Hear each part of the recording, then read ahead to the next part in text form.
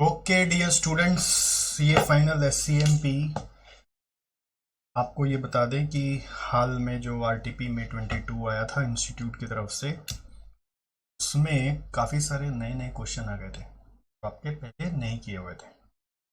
As usual, as per my commitments to you, मैं आ गया सारे नए क्वेश्चंस को लेकर। अभी आपको मैं करवा दूंगा और ये सारे, देखिए, इम्पोर्टेंट है कि नहीं है ये हम नहीं जानते हैं। हम अपना कर्म जानते हैं कि जो इंस्टीट्यूट ने बोला है थ्रू इंस्टीट्यूट मैट, थ्रू MTP, थ्रू RTP, वो हमें जरूर करना चाहिए, right? So let's continue doing this. ये सप्लीमेंट एक हमने बनाया है जो नए क्वेश्चंस है उसको लेकर, जो आप SGC वेबसाइट में जाकर E-लाइब्रेरी सेक्शन से DJB सप्लीमेंट के नाम से डाउनलोड कर सकते हो। और दूसरा ऑप्शन है कि आप हमारे टेलीग्राम चैनल से भी डाउनलोड कर सकते हो। ओके गाइस, चलिए आइए शुरू करते हैं। Let's start. पहला क्वेश्चन है ट्रांसफर प्राइसिंग से।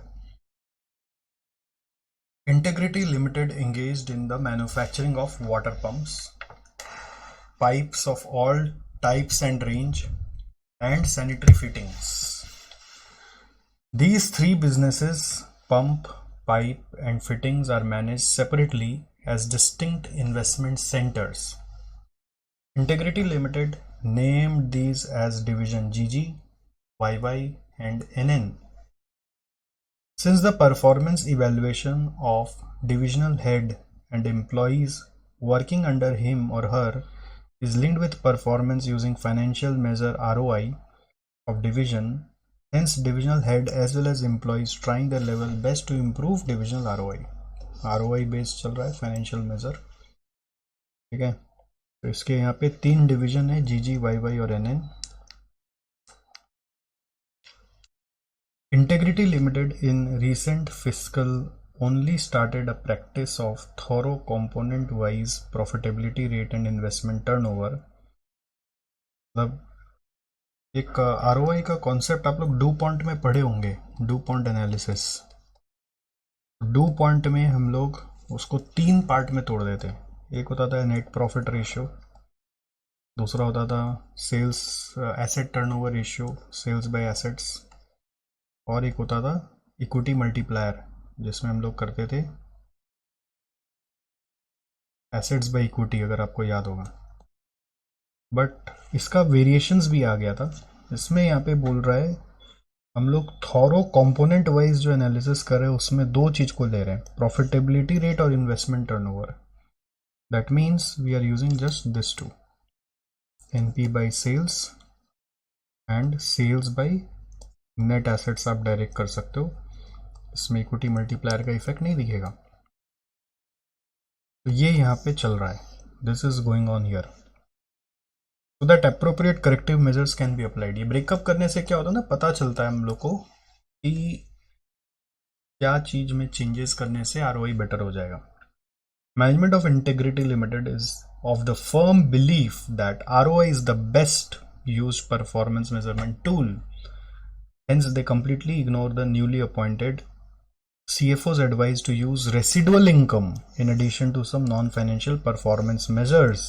क्या कर रहे हैं for performance evaluation. CFA also said accounting profit has its own set of limitations, but the board is not convinced with this remark too. विनाश काले विपरीत बुद्धि, ठीक है, इसको बोलते हैं ये सिचुएशन जो हो रहा है यहाँ पे। The integrity limited provides you following table which is incomplete. So we have division GG, YY or NN. Investment is there 4 crores 40 lakhs dash, revenue dash dash, income दिया हुआ है। प्रॉफिटेबिलिटी रेट मतलब होता है प्रॉफिट बाई सेल्स, यानी कि profit मतलब यहाँ income by revenue. Investment turnover मतलब होता है investment by, sorry, revenue by investment. Return on investment मतलब होता है इनकम बाय इन्वेस्टमेंट।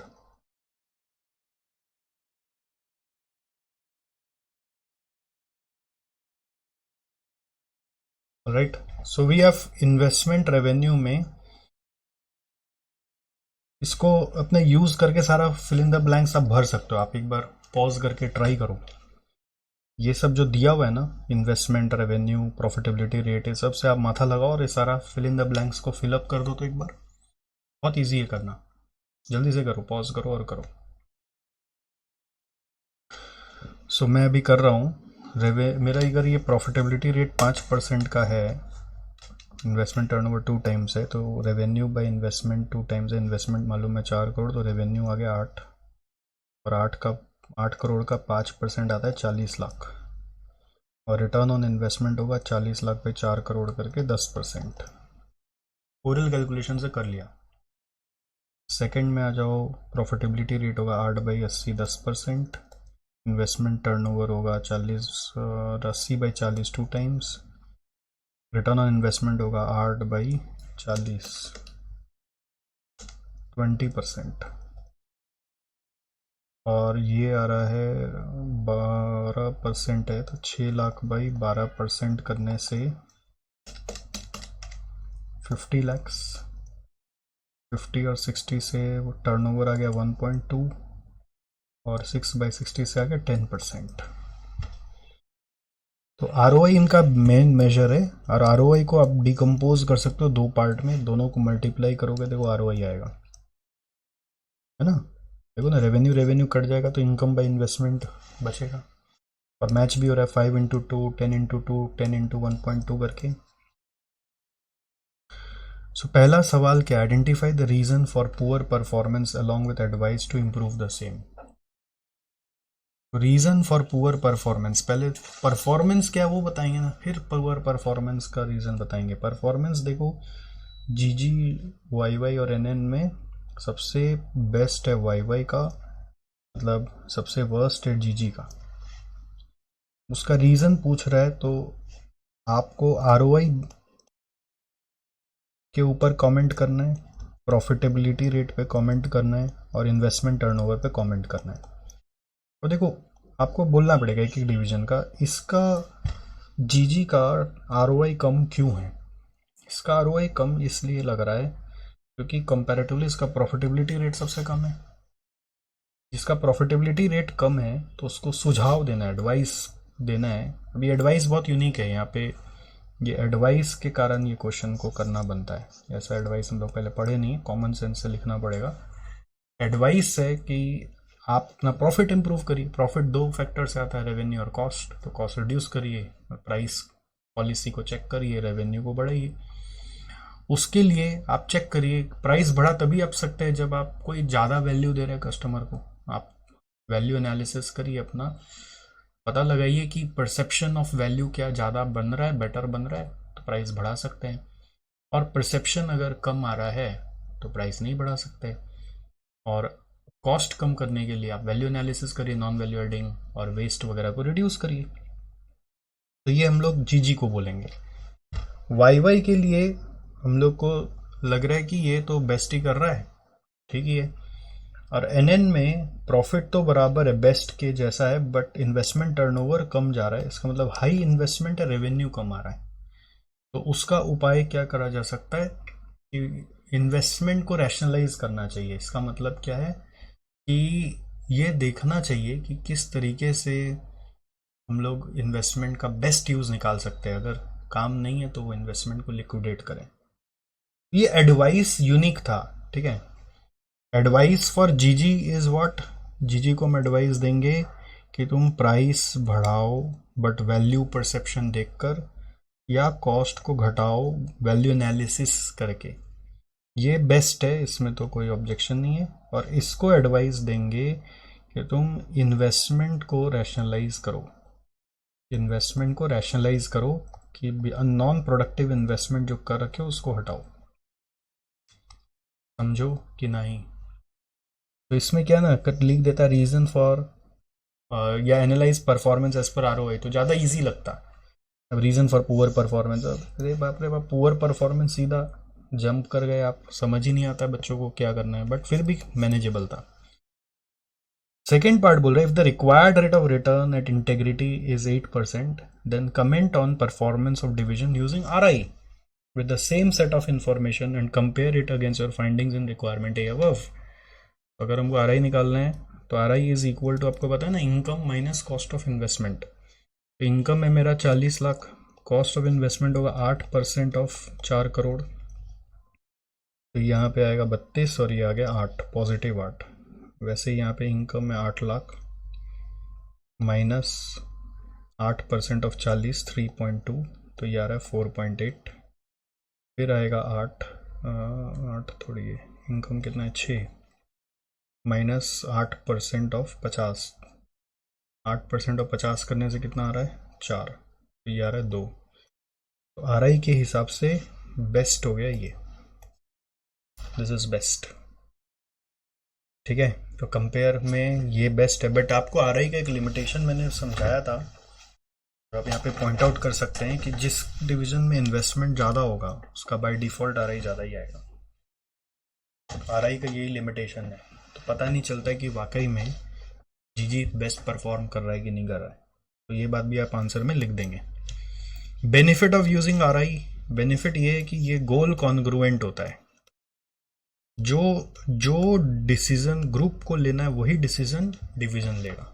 याद आ रहा है आपको, बेनिफिट्स ऐसा पढ़ाया हुआ है, it is always in the best interest of organisation, because GG का अगर प्रेजेंट ROI मान लो 10% आता है, तो कोई और प्रोजेक्ट नहीं एक्सेप्ट करेगा जिसमें उसको 10 से कम मिलेगा, 9 वाला को एक्सेप्ट नहीं करेगा, बट ग्रुप के एंगल से वो एक्सेप्टेबल है क्योंकि ग्रुप का कॉस्ट तो 8% ही है, तो ये RI का एडवांटेज है।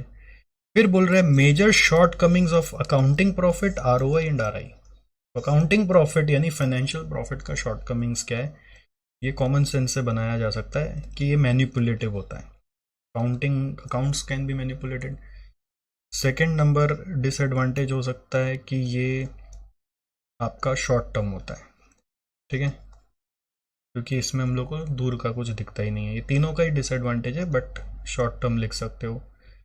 फिर ये आपका accounting profit ignores cost of equity की, डेट को कंसिडर कर लेता है। अकाउंटिंग प्रॉफिट अगर मान लो पैट है तो डेट को तो कंसिडर कर लिया, बट कॉस्ट ऑफ इक्विटी को वो कंसिडर नहीं किया। ROI का अमंग अदर्स जो इसको अफेक्ट कर रहा है वो ROI को अफेक्ट कर ही रहा है। अमंग अदर्स ROI में लिमिटेशन क्या है, it is not an absolute major. Percentage से हम कभी कभी गुमराह हो जाते हैं, तो जिसका परसेंट हाई है जरूरी नहीं है उसका रिटर्न हाई है। RI का लिमिटेशन क्या है कि जिसका इन्वेस्टमेंट साइज बड़ा है, जिसका इन्वेस्टमेंट साइज बड़ा है, जिसका इन्वेस्टमेंट साइज बड़ा है, जिसका इन्वेस्टमेंट साइज बड़ा है उसका RI बड़ा आएगा। तो ये लिमिटेशंस आपको पता ही है। अब नेक्स्ट क्वेश्चन क्या है, why integrity limited needs to use non financial performance measure. ये भी बहुत इजी है आंसर लिखना। तो इसमें advantages of non financial performance measure बताना है और एक डिसएडवांटेज ऑफ फाइनेंशियल मेजर आप बता सकते हो, फाइनेंशियल परफॉर्मेंस मेजर, और एडवांटेज ऑफ नॉन फाइनेंशियल बता सकते हो कि नॉन फाइनेंशियल परफॉर्मेंस इंडिकेटर्स आपका सस्टेनेबल होते हैं, लॉन्ग टर्म होता है, ठीक है, सस्टेनेबल होता है, इससे ब्रांड इमेज बनता है, इससे आपका अदर स्टेक होल्डर्स भी खुश रहते हैं, for stakeholders not just for shareholders, जो कहीं ना कहीं बिजनेस को और ज़्यादा लॉन्ग टर्म में लेके जाते हैं। कुछ एग्जांपल दे सकते हो कि आप जैसे ट्रेनिंग पे काम कर रहे हो एम्प्लॉय का, आप R&D पे काम कर रहे हो, कस्टमर सेटिस्फेक्शन पे काम कर रहे हो। डिसएडवांटेज ऑफ फाइनेंशियल मेजर क्या है कि वही बोलोगे कि ये शॉर्ट टर्म आउटलुक रखता है, शॉर्ट टर्मिज्म एनकरेज करता है। तो देख लीजिए ये जो मैंने समझाया अभी आंसर में लिखा हुआ है कि नहीं। तो पहला वाला था रीजंस ऑफ पुअर परफॉर्मेंस में मैंने आपको एडवाइस दिए थे, ठीक है, फिर से रिवाइज करवा रहा हूँ कि आप ये पहले फिलअप करके फिर आपको बोलना पड़ेगा कि जीजी का परफॉर्मेंस का 2 कारण एनालिसिस के लिए आ रहा है। प्रॉफिट कम है तो प्राइस बढ़ाओ या कॉस्ट घटाओ। प्राइस बढ़ाने के लिए जीजी के लिए क्या बोलना पड़ेगा आपको? प्राइस बढ़ाने के लिए भाई साहब अगर हाई वैल्यू परसीव करे कस्टमर तब प्राइस बढ़ा सकते हो, और कॉस्ट घटाने के लिए आप नॉन वैल्यू एडिंग एक्टिविटीज़ को हटाओ। फिर वाई तो बेस्ट है ही, इसमें तो कोई चक्कर ही नहीं है। और एनएन के लिए आप बोलोगे कि उसका टर्नओवर को बेटर करने के लिए ट्रिमिंग ऑफ इन्वेस्टमेंट या रैशनलाइजेशन ऑफ इन्वेस्टमेंट्स करो, जो बिना काम का इन्वेस्टमेंट है उसको लिक्विडेट करो। और वर्किंग नोट आपको समझ में आ गया। सेकेंड पार्ट में आरआई निकालना है आपको, तो आरआई आपका 8 लाख 4.8 और 2, और कमेंट करना है कि किसका बेस्ट आया। बट ये भी बता देना है कि आरआई बेसिकली ज़्यादा आता है because size of division in terms of investment उसको इन्फ्लुएंस करता है, इसलिए जीजी का सबसे ज़्यादा आया। बेनिफिट क्या है कि ये गोल कॉन्ग्रुएंट होता है, it is always in the best interest of the company. जैसे भी आप लैंग्वेज में लिख सकते हो, बट बेस्ट इंटरेस्ट या गोल कॉन्ग्रुएंसी आपको लिखना है। शॉर्ट कमिंग्स अकाउंटिंग प्रॉफिट की यहाँ पे 3 दी हुई है, ये अकाउंटिंग प्रॉफिट्स की है। तो इसमें बोल रहा है के ही इग्नोर हो गया, फिर मैनिपुलेटिव हो सकता है, शॉर्ट टर्म होता है। और आरओआई का बोल रहा है ये lack of goal congruence, it is also not an absolute measure ना, नॉट एन एब्सोल्यूट मेजर। और आरआई का it is an absolute measure, but यहाँ पे डिफरेंट साइजेस का डिवीजन अगर हो तो कंपैरेबिलिटी कम हो जाता है। फिर वही क्यों नॉन फाइनेंशियल में जाना चाहिए, because financial performance measure such as ROI short term oriented हो जाता है, ठीक है, इसलिए आपको नॉन फाइनेंशियल में जाना चाहिए। जैसे employ training, R&D, it will result in high brand image, high intellectual property rights, ठीक है। वो सारा मैंने शॉर्ट में यहाँ पे पॉइंट्स आपका लिख दिया था, तो उसके बेस पे शॉर्ट नोट्स आपका साइड नोट्स बन चुका है। ऑलराइट, मैनेजेबल, इजी क्वेश्चन था, बट फिर भी नया था तो मैंने करा दिया। आइए नेक्स्ट, रेलेवेंट कॉस्टिंग का क्वेश्चन है ये, डिसीजन मेकिंग का, जिसमें नॉन फाइनेंशियल कंसिडरेशंस को कंसिडर करना है, एज वेल एज फाइनेंस का थोड़ा सा इसमें एक पार्ट है, but main focus non finance पे है। Star cellular limited SCL engaged in the manufacturing of mobile handset batteries.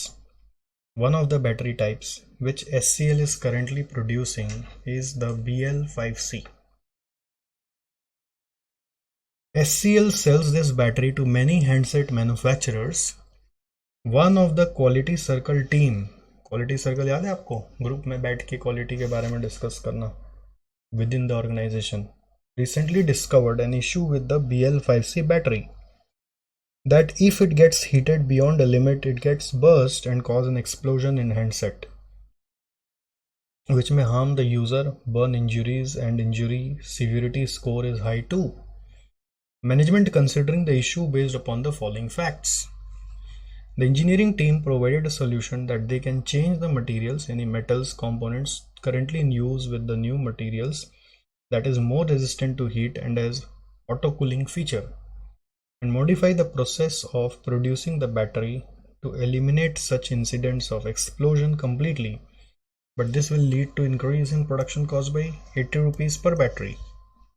In order to understand the severity of the issue, the technical team makes an estimate that next month it is estimated that 120 such issue may take place out of 1,80,000 batteries that SCL expected to manufacture and sell.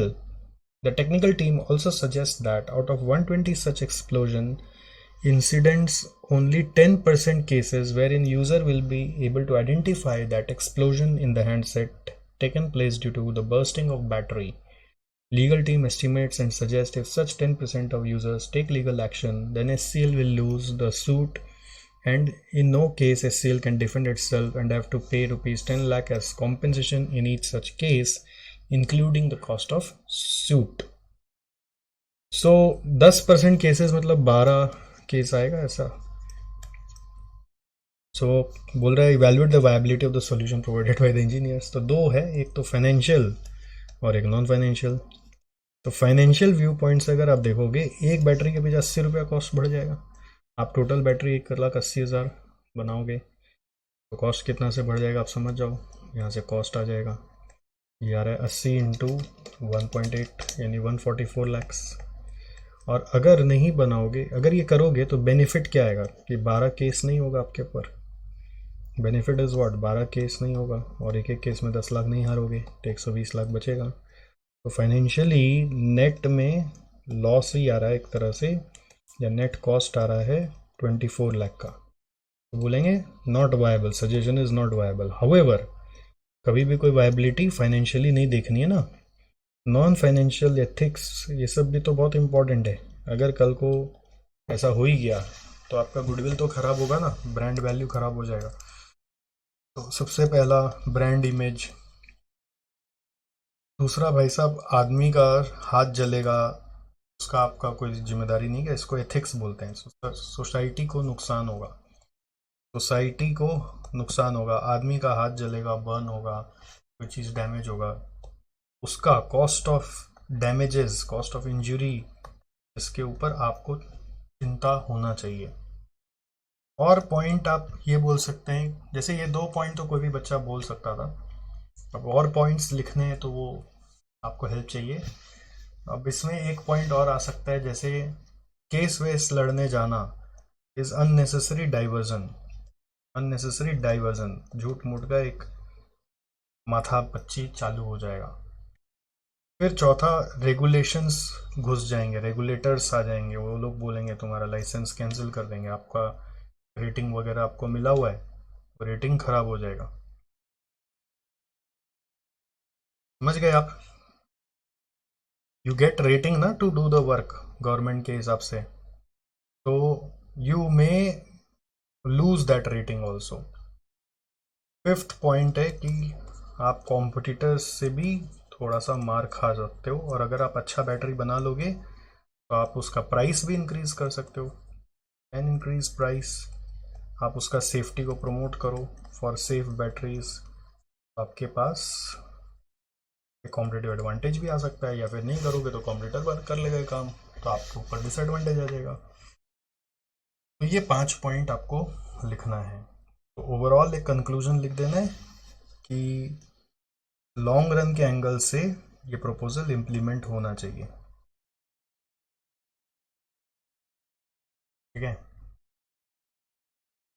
तो अब ये answer यहाँ पे नीचे में लिखा हुआ है, मैंने जो डिस्कस किया वही लिखा हुआ है। तो इवैल्यूएशन में देखो, cost of increasing the quality and cost of losing law suits, net में 24 लाख का खर्चा बढ़ जा रहा है। बट क्वालिटेटिव एस्पेक्ट भी आपको ध्यान रखना है, वो सब मैंने पॉइंट्स बता दिए आपको। Ethics, brand equity, diversion of management, माथापच्ची, रेगुलेशंस और कॉम्पिटिटिव एडवांटेज आपको मिल सकता है। So you can increase your price और increase the sales quantity. Overall short run में नुकसान हो रहा है, बट लॉन्ग रन में इमेज बचाने के लिए आपको ये प्रोग्राम इजी था। जस्ट मुझे लगा कि 5 पॉइंट हम लोग को नहीं क्लिक करता, हम लोग 2 तो लिख ही लेते अपने मन से, मेरे ऐसा मानना था। ठीक है, रेगुलेटर्स का भी किसी किसी को क्लिक कर सकता है। चलो next question, environmental management accounting. अच्छा जी, SY Industries operates in 2 different lines of business. First one is SY Paper Mart and another is SY Glass Limited. SPM is a paper manufacturer, deals in different sizes of paper, A3, A4, A5, ये सब आपको पता होगा। A4 होता है normal paper जो आप लोग ऑफिस में प्रिंट आउट वगैरह में यूज़ करते हैं। A3 हो गया उसका डबल, A4 का डबल को A3 बोलते हैं, और A5 हो जाता है A4 का हाफ। एंड GSM मतलब हो गया कि वो बड़ा बड़ा शीट आता है पेपर का। ठीक है, that obtained ISO 14001-2004 environmental management system, revised ISO 14001-2015 certification couple of year ago. Then CEO of SPM was committed to environmental cost management. At his superannuation मतलब होता है retirement. The new CEO replaced him. नया CEO आ गया. Who believes apart from avoiding the legal consequences, there is no sensible reason for considering environmental cost management. क्या बेतुका बात है. SPM hardly practiced the requirement of contained in standard of environment certification. बोलता है हम कुछ मानते ही नहीं है जो हमारा सर्टिफिकेशन का स्टैंडर्ड्स में लिखा हुआ है. Afterwards, it seems they obtained certificate to fulfill the legal requirements of different tenders and trade partnership as well as improving image only. बस जैसे तैसे सर्टिफिकेट ऑब्टेन कर लिए. ठीक है, मतलब बाद में कुछ भी फॉलो नहीं किया. एक बार सर्टिफिकेट ले लिए उसके बाद फॉलो नहीं किया. आफ्टरवर्ड्स हम लोग कुछ भी फॉलो नहीं किए. पता चलता है कि सर्टिफिकेट खाली आप लीगल रिक्वायरमेंट फुलफिल करने के लिए लिए हो. SGL being the manufacturer of glasses use hence release cadmium. As per WHO, cadmium exerts toxic effects on the kidneys as well as the skeletal and respiratory system. जैसे आप लोग को मैं ये बता दूं, बहुत बार आप लोग ऑडिट में ना खुशी खुशी प्लांट में चले जाते हो. आपको पता नहीं होता कि उसका इम्पैक्ट क्या होता है. खुशी खुशी आप बोलते प्लांट में जाने मिला, फैक्ट्री देखने मिला. जैसे आप ग्लास का फैक्ट्री में जाओगे ना तो ये सब बहुत रिस्क होता है. अरे इंडिया तो ऐसे ही है सब. कौन सर्टिफिकेट कौन क्या देखने वाला है, फॉलो कर रहा है नहीं कर रहा है आपको क्या मालूम है. भले ही सर्टिफिकेट है, भले ही ऑडिट होता है, सब सेटिंग हो सकता है. तो ये प्लांट का विजिट में बहुत प्रिकॉशंस लेना चाहिए एज रिगार्ड्स पोल्यूशन. अगर आप इनहेल कर लोगे, क्या मालूम क्या चिमनी से कौन सा केमिकल वाला गैस निकल रहा है. वहाँ के लोगों को हैबिचुएट हो जाता है. ठीक है, जो वहाँ पे वर्कर लोग काम कर रहे होते हैं, आदमी लोग, ऑफिसर लोग काम कर रहे होते हैं, बट बाकी सबको हैबिचुएट नहीं होता. It's a big issue, big problem. इस चीज का आपको ध्यान रखना पड़ेगा. It is classified as a human carcinogen in red ruby glass, a glass containing 0.03% of selenium, 0.06% of cadmium, and 0.03% of sulfur to produce a ruby color. At SGL, only ruby red glass is responsible for all cadmium emissions, but the cost accounting system allocated a portion of this cost to all the products. वाह भैया वाह, क्या क्या चला रहे हो. Ruby red glass से ही सारा गैस निकल रहा है, लेकिन डाल रहे हैं सब में. तो ट्रेडिशनल सिस्टम चला रहे हैं. The turnover of SGL during the previous year was 248 crores, which was around 17% higher than what it was a year ago. So previous year में 248 crores हमारा टर्नओवर भी हुआ था. उसके पहले, उससे भी पहले ईयर में 248 जो है वो 17% ज़्यादा है. तो 117% कर देंगे अगर हम, तो 220 हुआ होगा. Next, during the immediate previous year at SGL the cost of disposing of toxic material cost 82 lakh.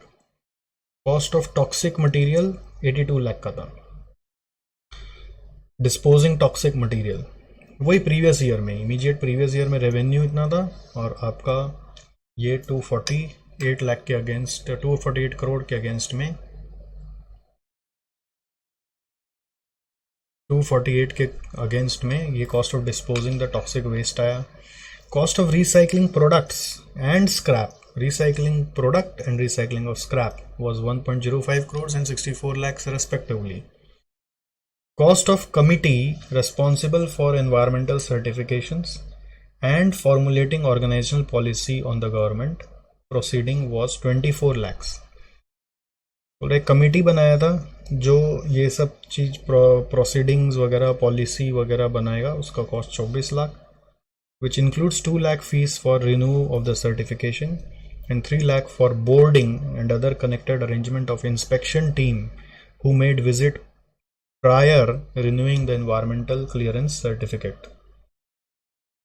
खर्चा का लिस्ट दे रहा है आपको, इसको ब्रेक डाउन कर करके समझना चाहिए. जैसे रेवेन्यू दे रहे हैं यहाँ पे 248 करोड़, अब उसके अगेंस्ट में ये cost of disposing toxic waste हम लोग को दे रहा है 82 लाख.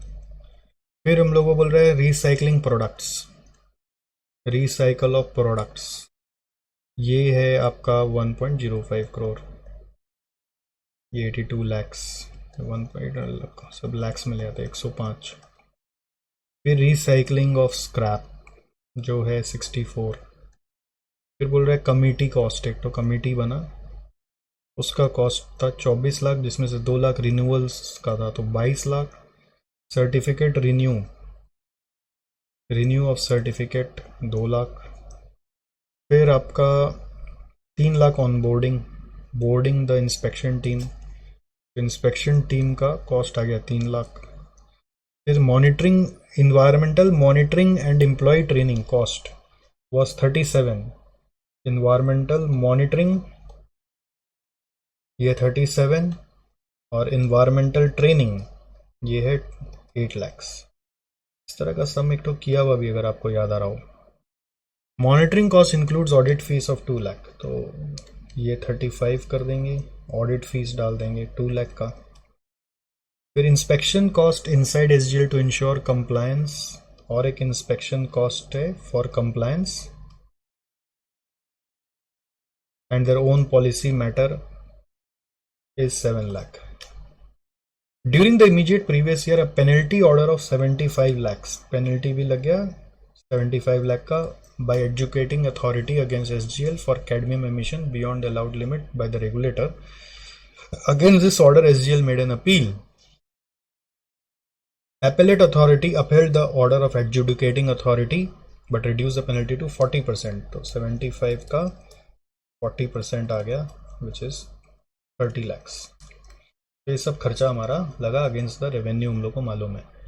तो पहला सवाल है evaluate the belief of the new CEO of SPM. भैया बिलीफ आपका ठीक नहीं है, आप बोले खाली लीगल रिक्वायरमेंट के लिए करना चाहिए, गलत है ये सोच।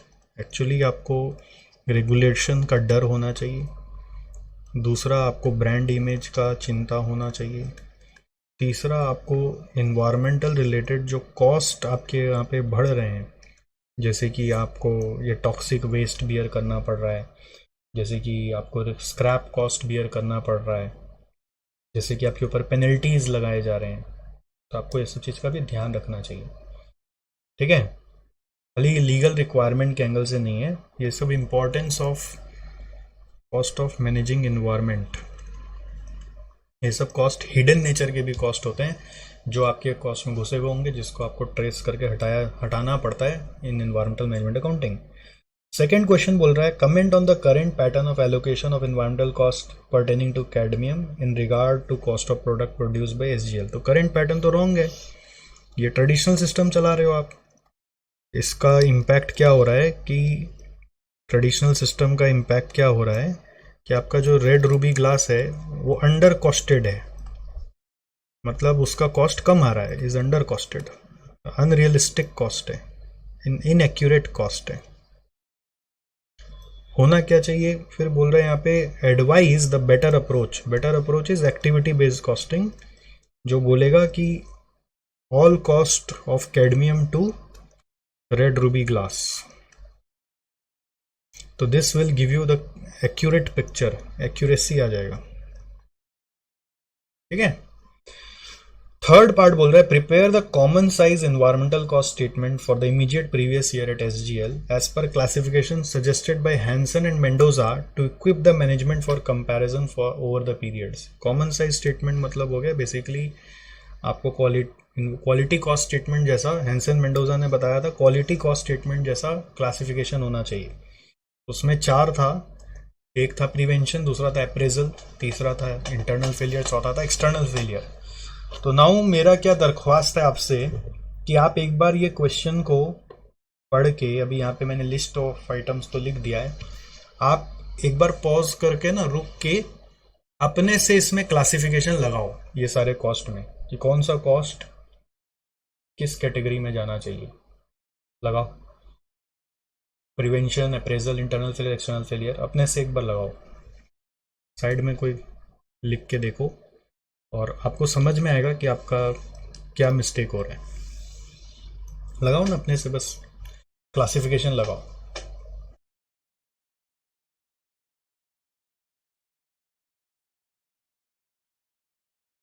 ट्राई करो।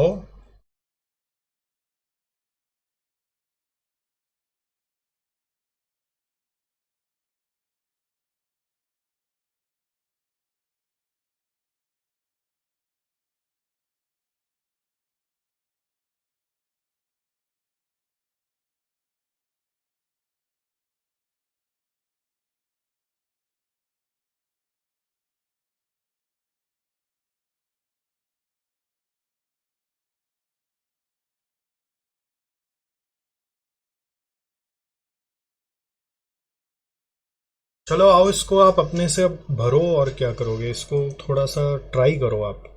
ऐसे नहीं हो सकता कि बस यू विल ओनली कॉपी।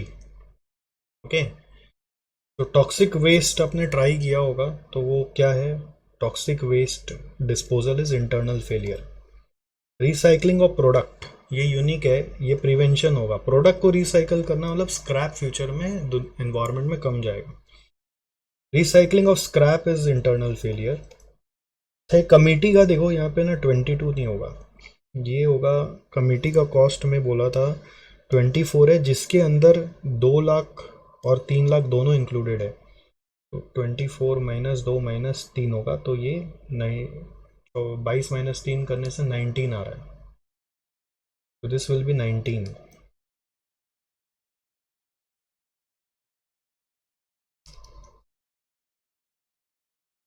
ठीक है।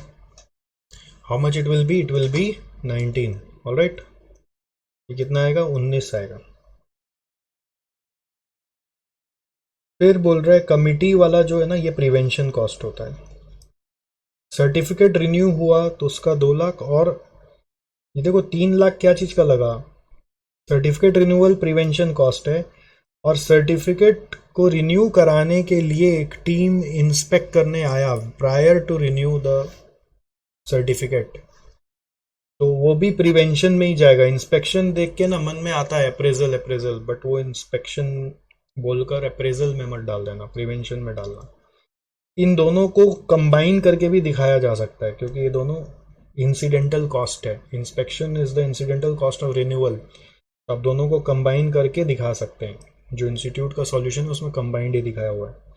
Monitoring cost is your appraisal cost. Training cost is prevention cost. फिर audit cost is appraisal cost. फिर ऑडिट में कंफ्यूजन होता है कि वो प्रिवेंशन है क्या, बट वो अप्रेजल माना जाएगा। इंस्पेक्शन कॉस्ट फॉर कंपोनेंट्स, अगर इंस्पेक्शन कॉस्ट फॉर कंप्लायंस है, नॉट कंपोनेंट्स, फॉर कंप्लायंस, अगर इंटरनल कंप्लायंस के लिए इंस्पेक्शन हो रहा है तो ये अप्रेजल कॉस्ट का ही पार्ट है। पेनल्टी आपका एक्सटर्नल फेलियर है। तो क्वेश्चन में बोला कॉमन साइज स्टेटमेंट बनाओ। इसका मतलब क्या होता है कि आप इन सबको ग्रुप कर लो और रेवेन्यू से डिवाइड करके परसेंट निकाल लो। ग्रुप का टोटल डिवाइडेड बाई रेवेन्यू करके एक परसेंट आएगा, और ओवरऑल भी टोटल करके डिवाइड बाई रेवेन्यू करोगे तो एक परसेंट आएगा। तो ओवरऑल भी परसेंट निकालना है और ग्रुप वाइज भी आपको परसेंट निकालना है, 2 बार परसेंट निकालना है, ओवरऑल और ग्रुप वाइज। हो जाएगा ये। इसमें मेन मेरे को लगता है यहाँ पे हम लोग गड़बड़ कर देते हैं, और ये इंस्पेक्शन कॉस्ट पे गड़बड़ कर देते हैं। चलो आगे बढ़ते हैं। फिर बोल रहा है briefly analyse the environmental cost structure and give a piece of advice. तो एनालाइज करना है मतलब क्या? एनालाइज मतलब आप बताएंगे टोटल कॉस्ट कितना आया, इन सबको जोड़ दीजिए, टोटल कॉस्ट आएगा। फिर वो बताएंगे कितना परसेंट ऑफ रेवेन्यू आया, वो बताएंगे। एक एनालिसिस यहाँ पे थोड़ा सा यूनिक है, जो आप अपने आंसर में लिख सकते हो। नॉर्मली हम लोग वैसा एनालिसिस नहीं लिखे हैं, बट कॉस्ट ऑफ क्वालिटी जब पढ़ते थे इस तरह का, उसमें लिखते थे कि एक कॉन्सेप्ट होता था ऑप्टिमम कॉस्ट ऑफ क्वालिटी। ठीक है, तो ऑप्टिमम इन्वायरमेंटल कॉस्ट कब होता है? जैसे ऑप्टिमम कॉस्ट ऑफ क्वालिटी होता है, वैसे जो कहता है कि जब कॉस्ट ऑफ कन्फॉर्मेंस यानी कि प्रिवेंशन और appraisal is equal to cost of non conformance, cost of non conformance which is equal to internal failure और एक्सटर्नल फेलियर। ये आप एक नया एडवाइस दे सकते हो। तो आप यहाँ पे चेक करोगे कि आप वाकई में ऐसा हो रहा है कि नहीं हो रहा है। अगर हो रहा है तो ऑप्टिमम है, नहीं हो रहा है तो नहीं है, आस पास है तो नियर टू ऑप्टिमम है। और एडवाइस क्या देंगे? पीस ऑफ एडवाइस मतलब एक पूछा है, बट हम कितना एडवाइस दे सकते हैं? हम बोल सकते हैं पेनल्टी सेव कर सकते थे तुम, थोड़ा सा ज़्यादा हो गया बोलकर, penalty could be saved. Could be saved, penalty could be saved, कैसे कैसे होता could be saved? It's because of your, थोड़ा सा आप मॉनिटरिंग करते ना, इंस्पेक्शन करते, मॉनिटरिंग करते तो हो सकता था। सेकेंड एडवाइस दिया जा सकता है कि आप एम्प्लॉय का ट्रेनिंग दीजिए तो वो लोग बाकी कॉस्ट पे और ध्यान रखेगा, बाकी इन्वायरमेंटल कॉस्ट को बचाएगा। प्रोसेस मॉडिफिकेशन करिए जिससे आपका और स्क्रैप कम हो। टॉक्सिसिटी ऑफ जो एमिशन है वो मेजर करिए, उससे पता चलेगा कि कहाँ पे और स्कोप है कॉस्ट को कम करने का या टॉक्सिसिटी को कम करने का, कॉस्ट बढ़ाकर ओवरऑल इम्पैक्ट को कम करने का, जिससे पेनल्टी फ्यूचर में बचे। ऐसा एडवाइसेस हम लोग दे सकते हैं। अब इतना एडवाइस आपको क्लिक करेगा नहीं करेगा पता नहीं, बट ये एडवाइस दे सकते हैं, ठीक है। तो अजम्पशंस क्लियरली स्टेट करो बोल रहा है, मतलब क्या अजम्पशंस है वो तो हमें सच कुछ स्पेसिफाई करने का दरकार नहीं, बट ये सब अज्यूम करके आपको अपना एडवाइस लिखना है। तो ये हो गया मेरे तरफ से। अब बस आपको खाली चेक कर लेना है। फर्स्ट पार्ट में मैंने बोला था बिलीफ ऑफ न्यू सीईओ के बारे में, तो रेगुलेटरी रिक्वायरमेंट पॉइंट नंबर 1 था। फिर इन cost can be larger for some sectors, ये नंबर 2 है। इसमें ज़बरदस्ती के रंगनाथन एक ऑथर है बहुत फेमस, रंगनाथन एंड डिड्स, इनका एक किताब भी आता है। तो रंगनाथन जी ने कोई सर्वे किया, उसमें पता चला कि 22% नॉन ऑपरेटिंग कॉस्ट आपका इन्वायरमेंटल रिलेटेड कॉस्ट हो सकता है। तो इस मीन्स मैंने जो बताया ना, कॉस्ट कैन बी हिडन, ये cost of managing environment is increasing, वो यहाँ पे आपको हाईलाइट करना। और तीसरा आपका देखिए ब्रांड इमेज, सोसाइटी, कम कॉर्पोरेट सिटीजन, जिस ये आप बेटर करोगे तो फ्यूचर में आप ज़्यादा सेल कर पाओगे या हाई प्राइस पे सेल कर पाओगे। That's why need is always there. Second part में क्वेश्चन में बोला था कि भाई करंट सिस्टम क्या है, सब में डाल रहे हो तो under costing of Ruby red glass हो रहा है, ये करंट सिस्टम है। और नया सिस्टम जो हम प्रपोज कर रहे हैं वो हम प्रपोज करें एक्टिविटी बेस्ड, जिसमें सारा का सारा एमिशंस का कॉस्ट रूबी ग्लास में जाना चाहिए, जिससे कॉस्टिंग एक्यूरेट आएगा। एग्जैक्ट वर्ड्स आपको दिखा के अंडरलाइन करवा दिया। ये पूरा आपका कॉमन साइज बोलकर बनाया हुआ है। ग्रुप वाइज देखो टोटल किया हुआ है और परसेंट दिखाया हुआ है, ग्रुप वाइज टोटल और परसेंट, ग्रुप वाइज टोटल और परसेंट। इसमें ये देख लेना, वो सर्टिफिकेशन का कॉस्ट को जोड़ के दिखा दिया, उसमें इंस्पेक्शन कॉस्ट अलग से नहीं दिखाया है। तो ये टोटल आ गया, तो एनालिसिस में ही लिखोगे टोटल इतना है, इन दोनों को टोटल करो, देखो ये आ रहा है 181, इन दोनों को टोटल करो ये आ रहा है 176। तो आप बोल सकते हो नियर टू ऑप्टिमैलिटी है, बराबर ही ऑलमोस्ट। तो 357 1.439 जितना है, 181 176 है, तो नियर टू ऑप्टिमम है। और एडवाइस जो देना है उसमें वही penalty cost could be removed by minor increment in inspection. फिर focus on modify the process to reduce scrap, nature of toxic material and substitute देखो, और एम्प्लॉय ट्रेनिंग पे इंक्रीज करो खर्चा, तो it will reduce the environmental cost.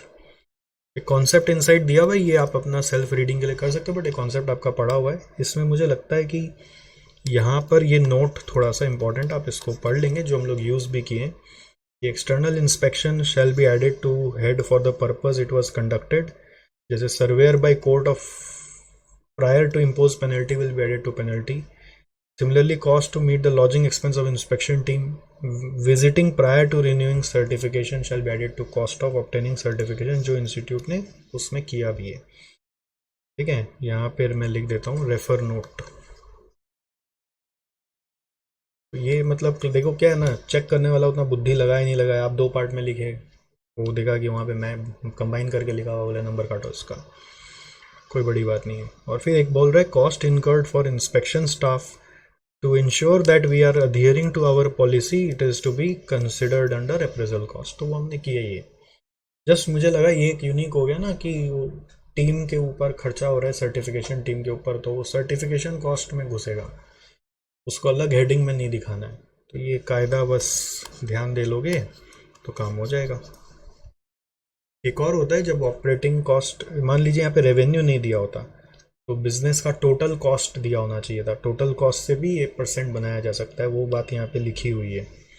Instead of turnover operating cost can also be use, ये हमारे institute mat में भी लिखा हुआ है, ठीक है। हो गया क्वेश्चन खत्म। ऑलराइट, चलिए आइए नेक्स्ट क्वेश्चन में चलिए। Lean system.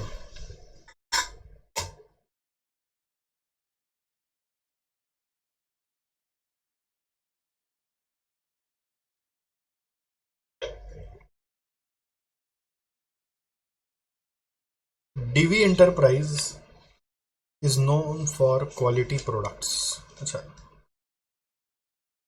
and processes across the industry. It operates in two shifts of 9 hours each on 26 days in a calendar month. Two shifts of 9 hours each on 26 days in a month. In its drive for efficiency and enhanced productivity, it adopted the TPM and tried to minimize the 6 big losses. Top bosses in the presence of few board members conducted the review meeting for TPM with the head of the maintenance department, Mr. Hukum Singh. क्या नाम है, हुकुम जी, हुकुम है ना, जी हुकुम बोलते हैं ना, तो उसका नाम ही रख दिया हुकुम। And the head of production and operation mister Karthik Vishwakarma. Mr. Karthik said breakdown maintenance that is currently in practice under Pillar 3 planned maintenance of TPM is failed to make an impact in terms of improving productivity. He further suggested DV Enterprise must move to preventive maintenance. बोल रहा breakdown से उतना फायदा नहीं हो रहा, preventive में जाना चाहिए। He mentioned that during the most recent month 14 incidents of breakdown happened which led to downtime of 32 hours on the assembly line. ये रिसेंट मंथ का बात हो रहा है, ठीक है। तो 32 घंटा हम काम नहीं कर पाए, 14 इंसिडेंट हमारे साथ हुए। Mr. Sadanand Tripathi, who is a board member and engineer by education, immediately responded that why preventive maintenance, why not predictive maintenance, and also raised the concern regarding how the efficiency of preventive maintenance will be measured. On this, Mr. Karthik replied, MTBF and MTTR can be used for measuring efficiency. Regarding predictive maintenance, he said the IT team will be in a better position to suggest data analytics capabilities, hence further cross-functional deliberation is required to reach the conclusion. Predictive maintenance मतलब होता है, जैसे एक example के लिए कि कोई machinery है, उसमें प्राय अपने मेंटेनेंस करते रहते हैं, बट उसके पास्ट पैटर्न से हम कुछ फोरकास्ट कर सकें कि अब इसमें मेंटेनेंस का ज़रूरत पड़ेगा।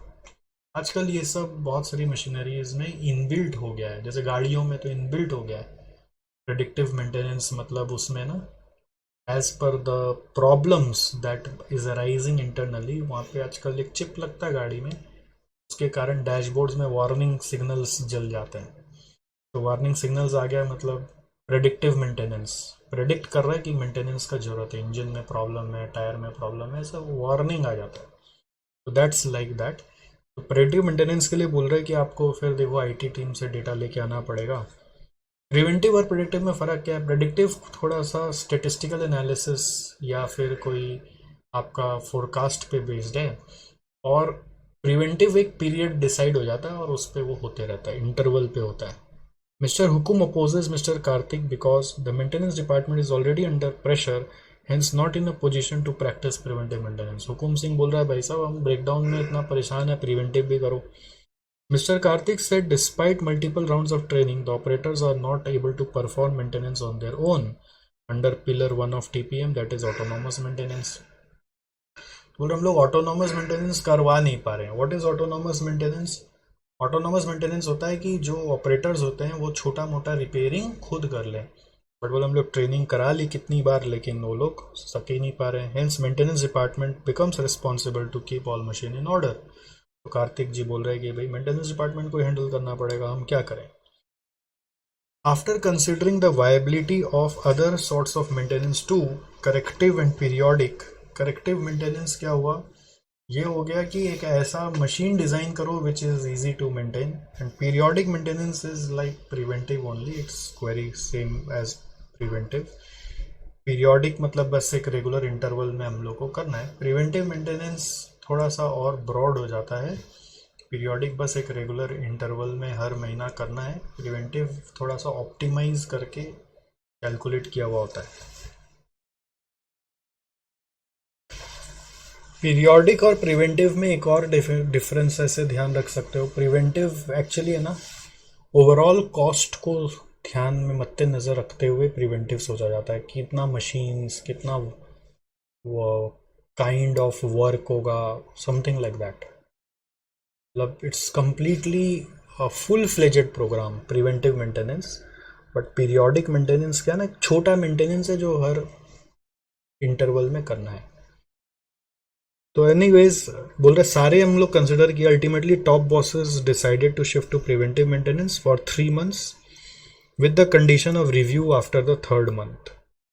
Mr. Karthik asked to send a manpower requirement report to cope up with over occupancy, which is a burden, which Hukum Singh said. After 3 months, Mr. Karthik reported that only 6 incidents of breakdown took place in the recent month, that is 3rd month.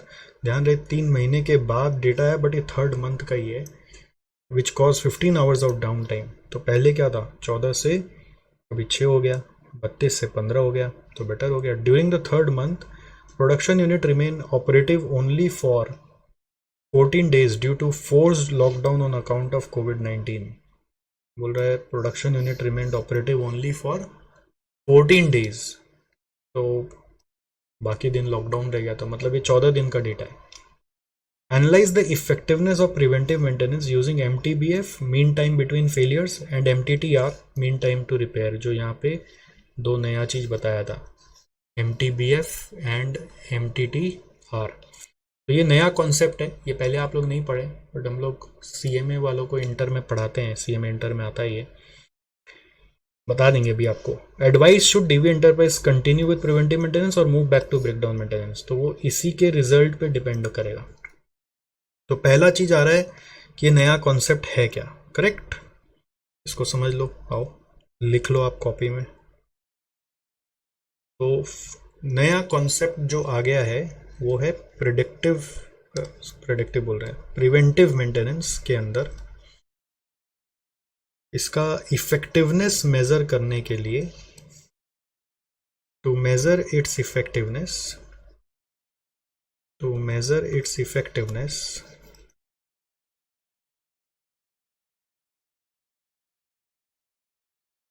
एक है MTBF और दूसरा है MTTR. MTBF है mean time between failure,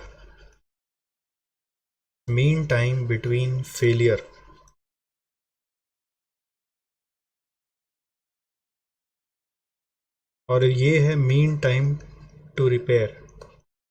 mean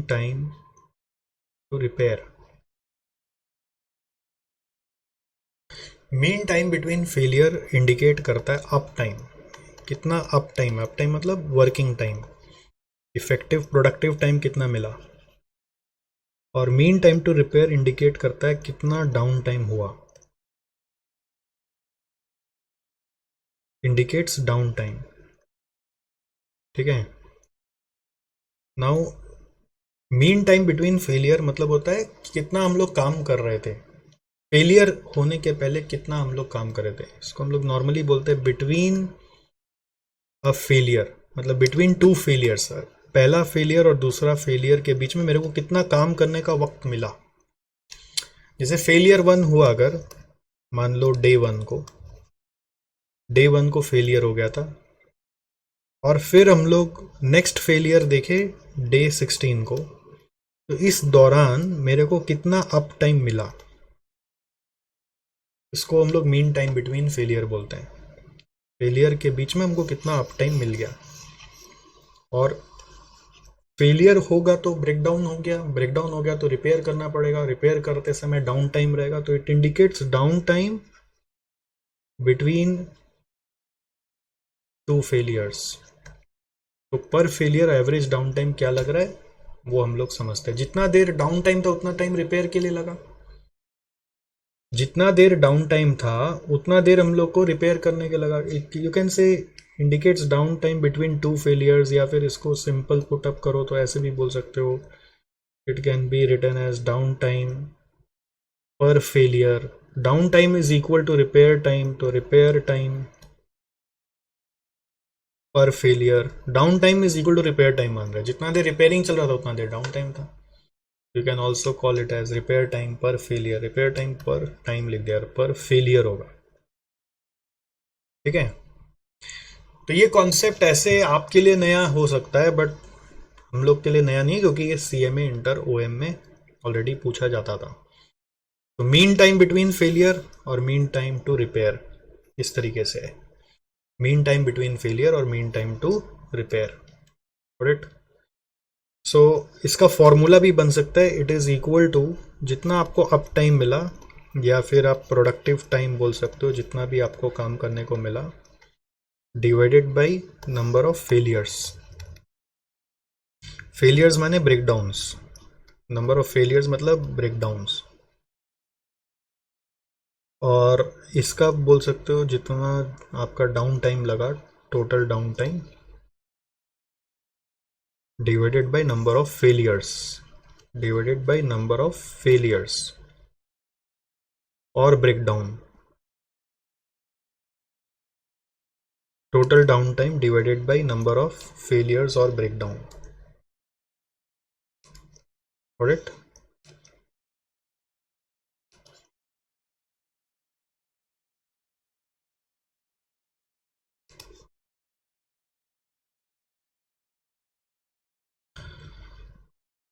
So MTBF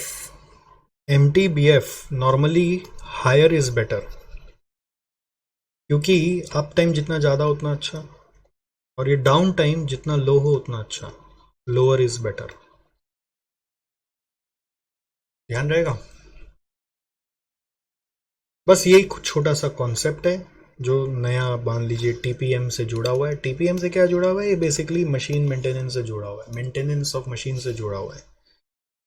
alright, MTBF और MTTR बहुत common concept है, but नहीं पता हो तो कोई क्या कर लेगा।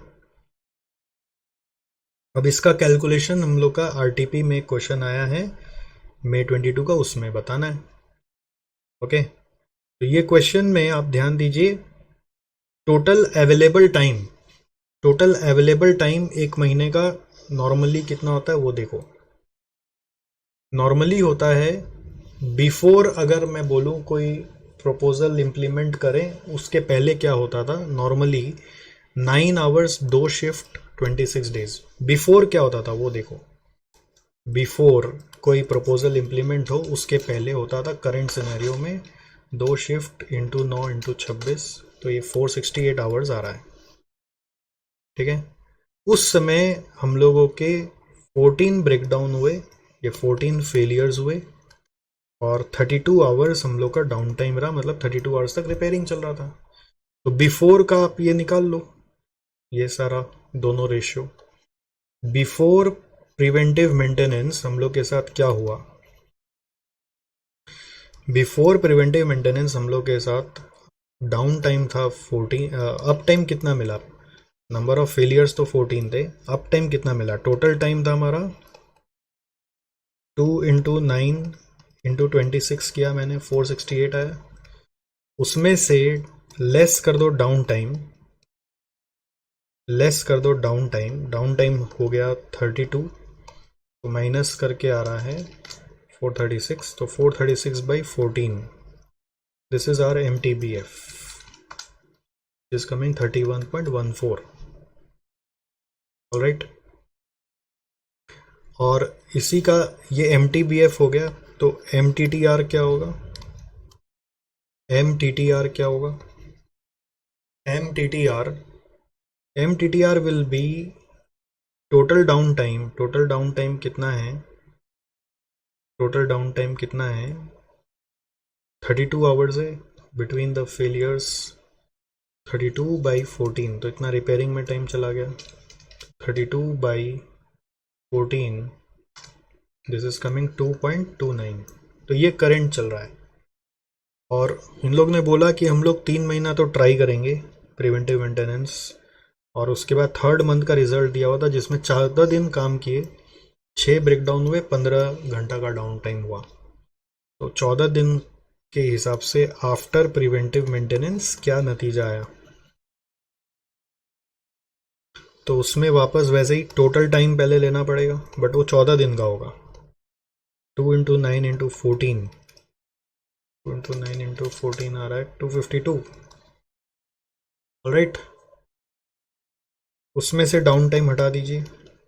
डाउन टाइम इनका गया 15 घंटा, तो ये आ गया 237। सो MTBF क्या आएगा, MTBF 237 divided by up time मेरे को 237 मिला, डिवाइडेड बाई टोटल फेलियर्स कितने हुए, 6 फेलियर्स हुए। 237/6, दिस इज 39.5। ठीक है, दिस इज 39.5। और एक है MTTR, वो होगा कितना डाउन टाइम गया हमारा, 15 डिवाइडेड बाई 6, 15 घंटा by 6 is equal to 2.5 times. ठीक है, 2.5 टाइम्स।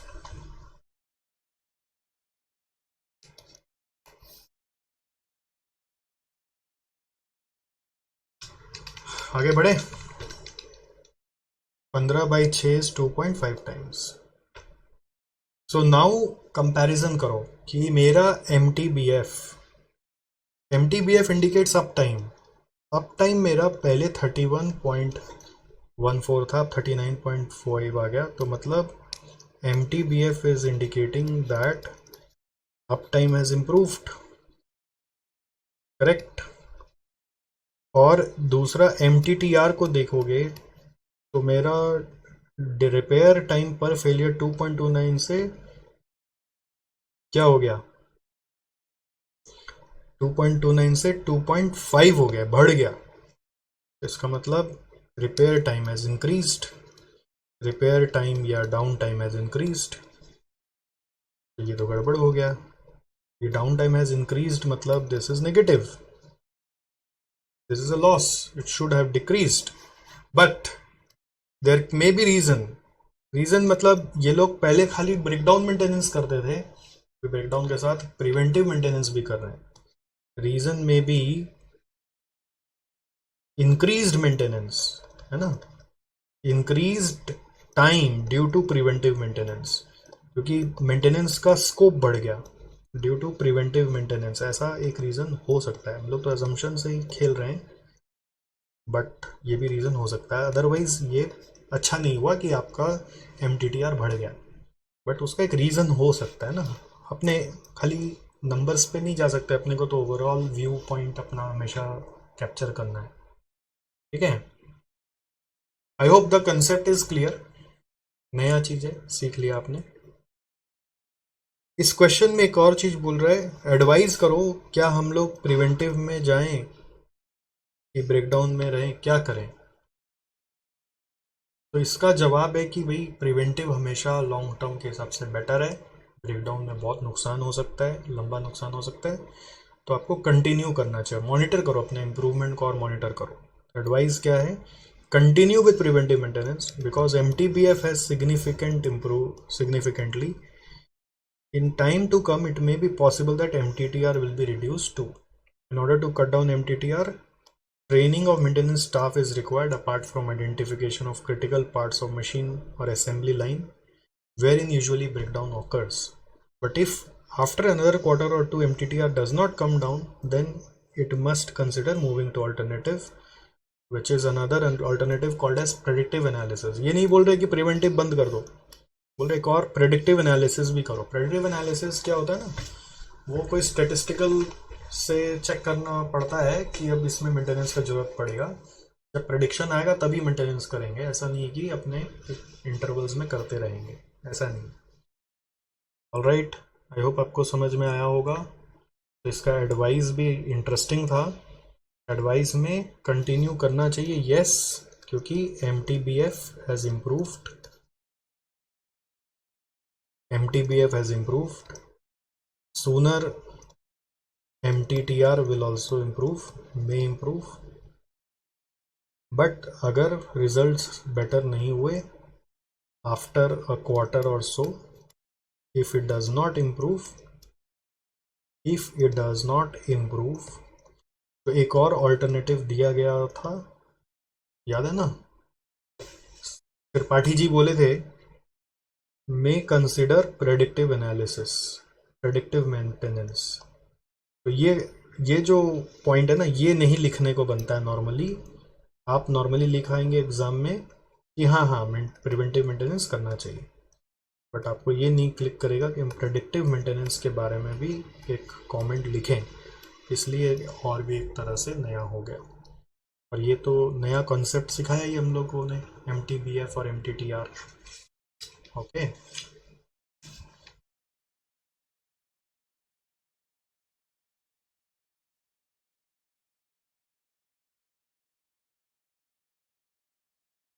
चलिए आइए नेक्स्ट क्वेश्चन देखते हैं, question number 5। Let's do it. परिधान is the ready-made garment brand of Vignesh Apparel and Garment Limited. VAGL has a chain of retail stores or outlets throughout the country, wherein they offer a range of ready-made garments under the brand Paridhan for all ages, genders, and regions. The decision of pricing and advertising are taken place at the strategic level, and stores are bound by that. Mr. Pradeep Shukla, who is the zonal manager for North Zone, surprised to notice the variation between the performance of different stores. During the zonal meeting, the manager of different stores offered their key pieces of information, which was complex and insufficient to make a proper comparison of performance among the stores. हम नहीं compare कर पा रहे, हम लोग surprised हैं but compare नहीं कर पा रहे। स्टोर्स सारे के सारे वैसे सेंट्रलाइज मोड में चलते हैं, क्योंकि प्राइसिंग डिसीजन और एडवर्टाइजिंग सब स्ट्रेटेजिक लेवल पे होता है। Mr. Sanjay Tripathi, the chief management accountant of VAGL, was also present during the review meeting. तो शुक्ला जी हेड हैं, जोनल मैनेजर हैं, और त्रिपाठी जी जो हैं वो चीफ मैनेजमेंट अकाउंटेंट है। Some of the stores, despite being large in the size, space and holding large quantum of stock, not able to register the sale comparable to size, whereas some of the small stores have high conversion and basket size. बोल रहे कुछ store बड़ा होने के बावजूद cell नहीं आ रहा है, बट कुछ छोटा स्टोर ज़्यादा सेल ला पा रहा है। ऐसा मेरे को पता है कहाँ फील हुआ, पहले एक पेंटलून होता था कमैक स्ट्रीट में, अभी भी है शायद, बहुत बड़ा स्टोर है पेंटलून्स इन कमैक स्ट्रीट। हमारे कलकत्ता में कमैक स्ट्रीट है, CAMAC, कमैक बोलते हैं हम लोग, कमैक स्ट्रीट। और एक पेंटलून है गरियाहाट में, वो इससे छोटा है। और मैं हमेशा ये देखता था कि गरियाहाट में भीड़ लगा हुआ है और कमैक स्ट्रीट खाली पड़ा हुआ है। एक्चुअली कमैक स्ट्रीट वाले जो रईस लोग हैं, वो लोग कमैक स्ट्रीट में परचेज नहीं करते पेंटलून में, वो रईस लोग का परचेजिंग अलग अलग ब्रांड स्टोर में होता है, वो लोग पेंटलून में नहीं जाते, समझ गए। और गरियाहाट वाला लोग जो लोग हैं वो लोग हाट से लेते हैं, हाट मतलब लोकल मार्केट से लेते हैं, उनके लिए पेंटलून एक सुप्रीम हो गया। तो वो लोग कुछ लोग, बहुत लोग वहाँ पे हाट में लोग आते रहते हैं, तो फुटफॉल ज़्यादा है। कमैक स्ट्रीट में लोग मौज मस्ती के लिए ज़्यादा आते हैं, शॉपिंग के लिए कम आते हैं, तो इसलिए वो बड़ा स्टोर होने के बावजूद वहाँ पे सेल कम है, और गरियाहाट में छोटा स्टोर होने के बावजूद सेल ज़्यादा है, भीड़ लगा रहता है हर समय। खैर, तो यहाँ पे वैसा ही मुद्दा है, बोल रहा है small stores have high conversion. Conversion का मतलब होता है जितना लोग आया, फुटफॉल, और जितना बिल बना, ठीक है। बहुत बार आप देखना सिक्योरिटी गार्ड लेके काउंटर लेके खड़ा रहता है मॉल वॉल में, टक टक टक टक टक टक मार देगा, तो अपने सोचते हैं ना इसका क्या यूज़ है भैया, क्या गिनती कर रहा है, फुटफॉल गिनती कर रहा है। और फिर वो लोग नंबर ऑफ बिल्स आज कितना जनरेट हुआ उससे मेज़र करेगा कि हमारे यहाँ पे फुटफॉल इज टू बिल्स कितना है। कन्वर्जन इसी को बोलते हैं, number of bills divided by number of footfalls, समझ गए। ऐसे ही ये सब पढ़ाई बहुत पुराना है, मतलब कितना साल से आप देख रहे होंगे सिक्योरिटी गार्ड काउंटर लेके खड़ा रहता है, एक तो गिनता रहता है, तो उसमें वो लोग क्या गिनता है, उसे फुटफॉल गिन के ये चेक करता है कितना बिल बना, लास्ट में वो फुटफॉल का नोट लिख लेता है, वो अपना सिस्टम में एंट्री कर देता है। बास्केट साइज का मतलब क्या होता है, नंबर ऑफ आइटम्स कितना आप खरीदे हैं पर बिल, ठीक है, number of items divided by number of bills. एक बिल में 10 आइटम है कि 50 आइटम है कि एक बिल में एक आइटम है, तो उसको बोलते हैं basket size. For instance the monthly details pertaining to 3 stores located in the same city on different locations are tabled below, ठीक है, सदर बाजार, सेंट्रल मार्केट और model town. We have total number of items received, total number of items received in the store from main store, इसके पास item इतना आया, उसमें से item sold कर दिया आपने इतना, ठीक है। फिर कस्टमर वॉकड इन, फुटफॉल और नंबर ऑफ इनवॉइसेस, इन दोनों से कन्वर्जन रेट निकल जाएगा। फिर बता रहा है actual sale, target sale, target इतना था, एक्चुअल इतना हुआ, लास्ट मंथ सेल इतना हुआ, एक्चुअल इतना हुआ, तो लास्ट मंथ को टारगेट से एक्चुअल से कंपेयर कर सकते हो, actual can be compared with target, actual can be compared with last month also. Store size, area in square feet, ये एक बहुत कॉमन मेजर होता है स्टोर्स, कपड़े वकपड़े में या फिर रिटेल स्टोर्स में जितना स्टोर साइज है उससे सेल्स मेजर करते हैं, उससे हम लोग सेल्स पर स्क्वायर फीट भी निकाल के देखते हैं बहुत बार। सेल्स पर स्क्वायर फीट मतलब जगह का बेस्ट यूटिलाइजेशन कहाँ पे हो रहा है, तो रिटेल स्टोर में ना जगह का बेस्ट प्लानिंग किया जाता है। आप कभी कोई स्पेंसर का मॉल में जाके देखिए, कोई रिलायंस फ्रेश में जाके देखिए, कैसे जगह को यूज़ करता है वो लोग। तो हर हर स्पेस से सेल आना चाहिए, ऐसा उनका सोच है, ठीक है। फिर item represents an independent unit that can be build, B it shirt, items मतलब ये सब है, shirt, trouser, pair of socks, sari, gene और इवन नेक टाई और handkerchief. During the strategic meet of all zonal heads and top officials of the VAGL, Mr. Sanjay expressed the importance of linking KPI to critical success factor, तो implied हो तो होना ही चाहिए, and CSF to objective, ये तो नियम है, objective यानी vision से जुड़ा हुआ CSF, CSF से जुड़ा हुआ KPI in order to attain the strategy. He stressed to use of a uniform KPI scorecard for all the stores across the nation so that comparison becomes easy. कुछ uniform KPIs निकालो जिससे हम score card बनाकर compare करें। अभी आपको लग रहा होगा बैलेंस स्कोर कार्ड है, बट बैलेंस स्कोर कार्ड यहाँ पे नहीं बात कर रहा है। Hence it was mutually decided to develop the set of KPI that can measure the store's internal efficiency and performance. Mr. Pradeep interested in knowing that how stores manager can improve the performance of the store in terms of the set of KPIs at his own level without using many resources.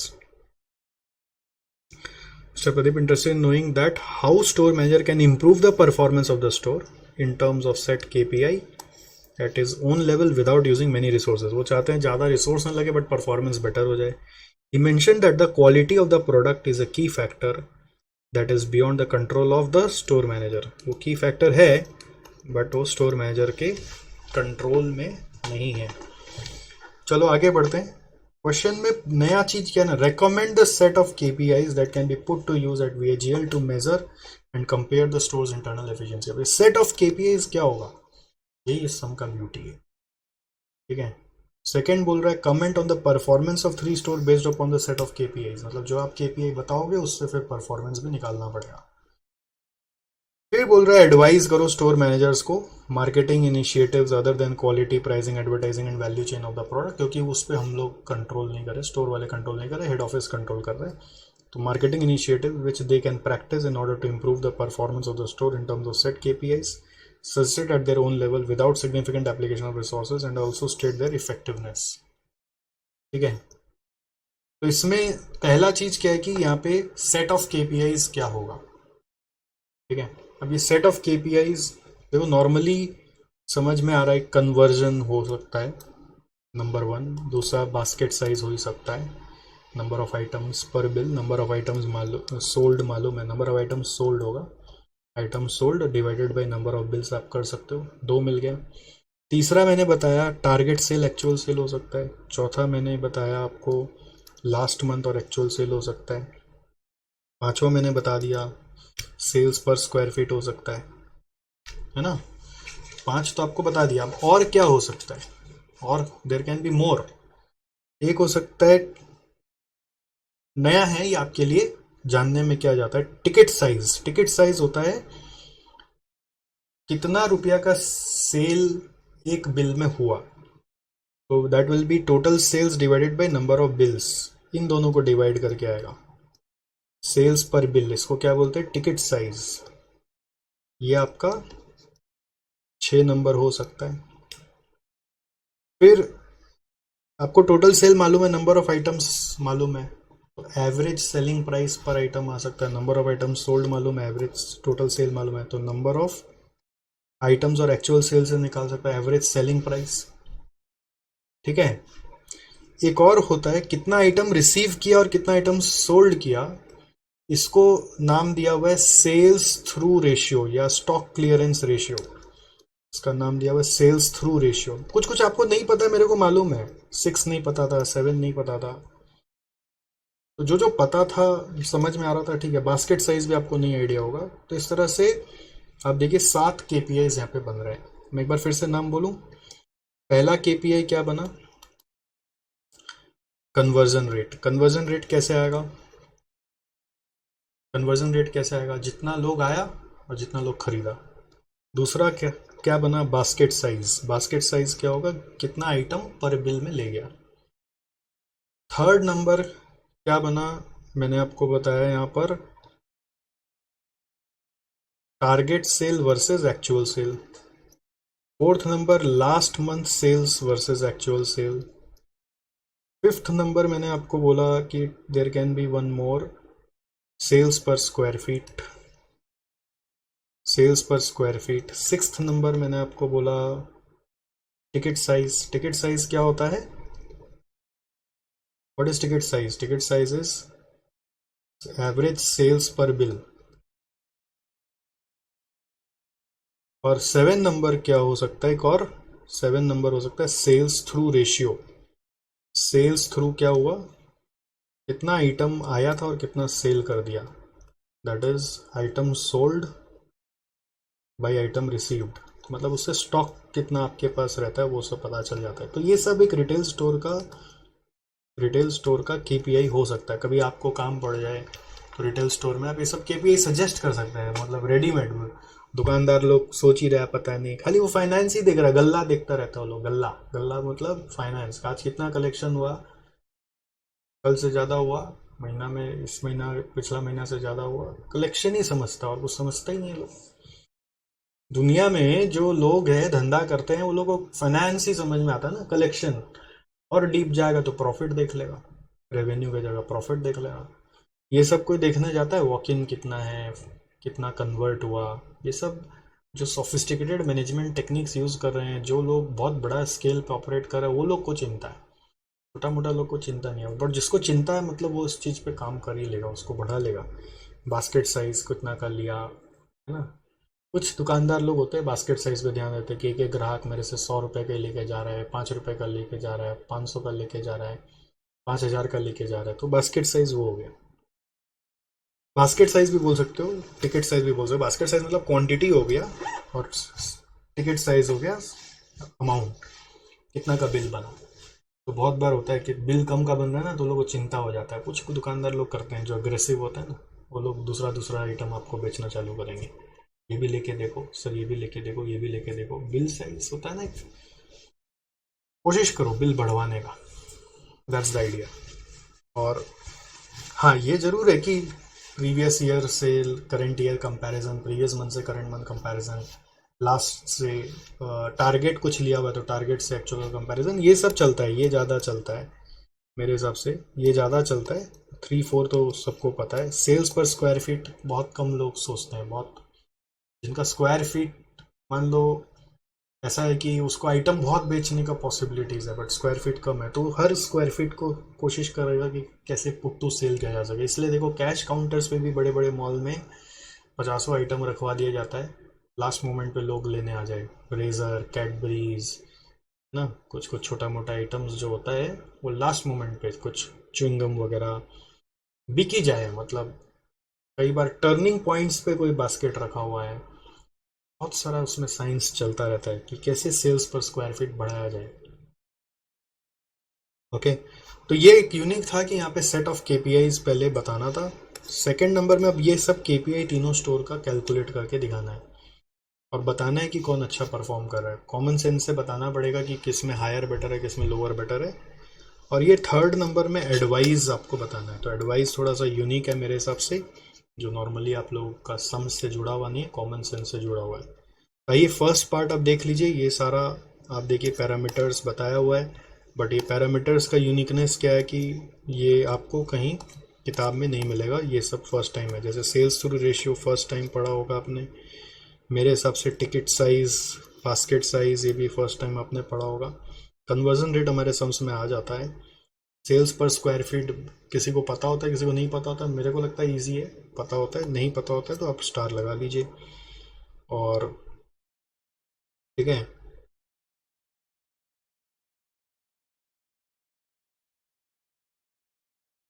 Next comparison कर रहे हैं। अब देखो ये सब calculation कर रहे हैं, मैं अब कैलकुलेशन में नहीं घुस रहा, बट आप अपने से एक बार एक टेबल बनाओ और ये 7 फॉर्मूला जो मैंने आपके साथ डिस्कस किया। कन्वर्जन रेट कैसे आएगा, कन्वर्जन रेट कैसे आएगा, देखो इन दोनों को डिवाइड करके कितना बिल बना बाई फुटफॉल। बास्केट साइज कैसे आएगा, बास्केट साइज आएगा item sold by number of bills, item sold per bill निकालना है। फिर third number target sale versus actual sale का रेशियो बना लो। टारगेट कितना था, एक्चुअल कितना हुआ, ठीक है। फिर last month sale versus actual का रेशियो बना लो। Sales per square feet total sales by square feet करो। टिकट साइज में एवरेज सेल्स पर बिल में total sales divide by total bills करो। सेल्स थ्रू मतलब item sold by item received. ऐसे निकाल के आप सबका जज करो कि कौन बेटर परफॉर्म कर रहा है हर एक केस में। तो ये बहुत ईजी है करना, इसलिए मेरे को थोड़ा सा क्षमा करिएगा कि मैं कैलकुलेट नहीं कर रहा हूँ आपके साथ, बट अदरवाइज मैं कैलकुलेट करता अगर मेरा रेगुलर क्लास जैसे मैं पूरा पढ़ा रहा होता। तो मेरा काम है भी एक बार आपको समझा देना कि आप अपने से पूरा का पूरा करो, क्योंकि थोड़ा सा समझ गया आप अपने से लिख लोगे तो रिटन प्रैक्टिस भी हो जाएगा। तो इसमें बास्केट साइज के हिसाब से देखो किसके यहाँ बास्केट साइज सबसे बड़ा है, इसके यहाँ, तो मैं एक बार उसको सर्कल कर दे रहा हूँ। तो ये बेस्ट है। टिकट साइज किसके यहाँ बड़ा है, एसबी स्टोर फर्स्ट वाला, सदर बाजार। कन्वर्जन रेट किसके यहाँ सबसे ज़्यादा है, 96.15 सबसे छोटा स्टोर में। एवरेज सेलिंग प्राइस सबसे ज़्यादा यहाँ पे है। तो अब इससे रिलेशनशिप समझ में आ रहा ना कि क्यों इसके यहाँ पे टिकट साइज बड़ा आ रहा है, क्योंकि सेलिंग प्राइस भी ज़्यादा है। कन्वर्जन रेट कम क्यों आ रहा है, क्योंकि फोकस कर रहा है ज़्यादा बड़ा बड़ा कस्टमर पे, है ना। प्राइस ज़्यादा है तो कन्वर्जन कम हो ही जाएगा, ठीक है। सेल्स पर स्क्वायर फीट सबसे ज़्यादा यहाँ पे है, क्योंकि स्टोर भी छोटा है और रेवेन्यू ज़्यादा ला रहा है। सेल्स थ्रू रेशियो सबसे ज़्यादा यहाँ पे जल्दी बिक जाता है।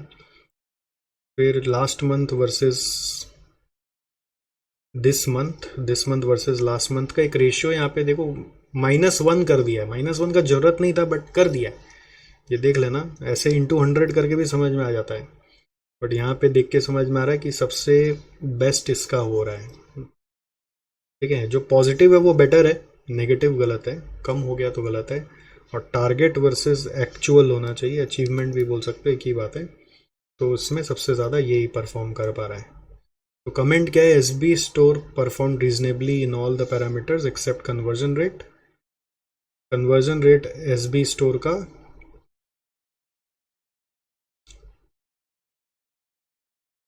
सदर बाजार ये वाला सबसे कम है। फिर बोल रहा है and target versus achievement, target versus achievement में भी वो सेकंड है। Conversion rate is below 30% which is severe problem requires an immediate response. फिर सीएम स्टोर के लिए central market store except for basket size performs in adequately. Basket size इसके यहाँ पर आप चेक करिए 2.91 है, सबसे बेस्ट है। बाकी सब जगह वो इनएडिक्वेट है, specially sales per square feet. And this month versus last month sales, root cause analysis shall be performed for such poor performance. और empty store के लिए outperforms in many parameters but needs to work on the basket and ticket size. Empty store all need to perform upselling in order to sell high priced items. तो इन लोगों को upselling करना चाहिए, थोड़ा सा और ज़्यादा रेवेन्यू बढ़ाने का कोशिश करना चाहिए। Now the initiative which store manager can take in order to improve the performance of the store. देखो, एक होगा आप बोलेंगे एडवर्टाइजमेंट करो, ये करो, वो करो, है ना करो, तेना करो। एक होता है ना परफॉर्मेंस बेटर करने के लिए क्वेश्चन बोलेगा कि क्या क्या इनिशिएटिव लेना चाहिए। आप बोलेंगे भाई एडवर्टीजमेंट करो, नया प्रोडक्ट लाओ। बट हम लोग का एक यहाँ पे सजेशन देना था कि भाई हम लोग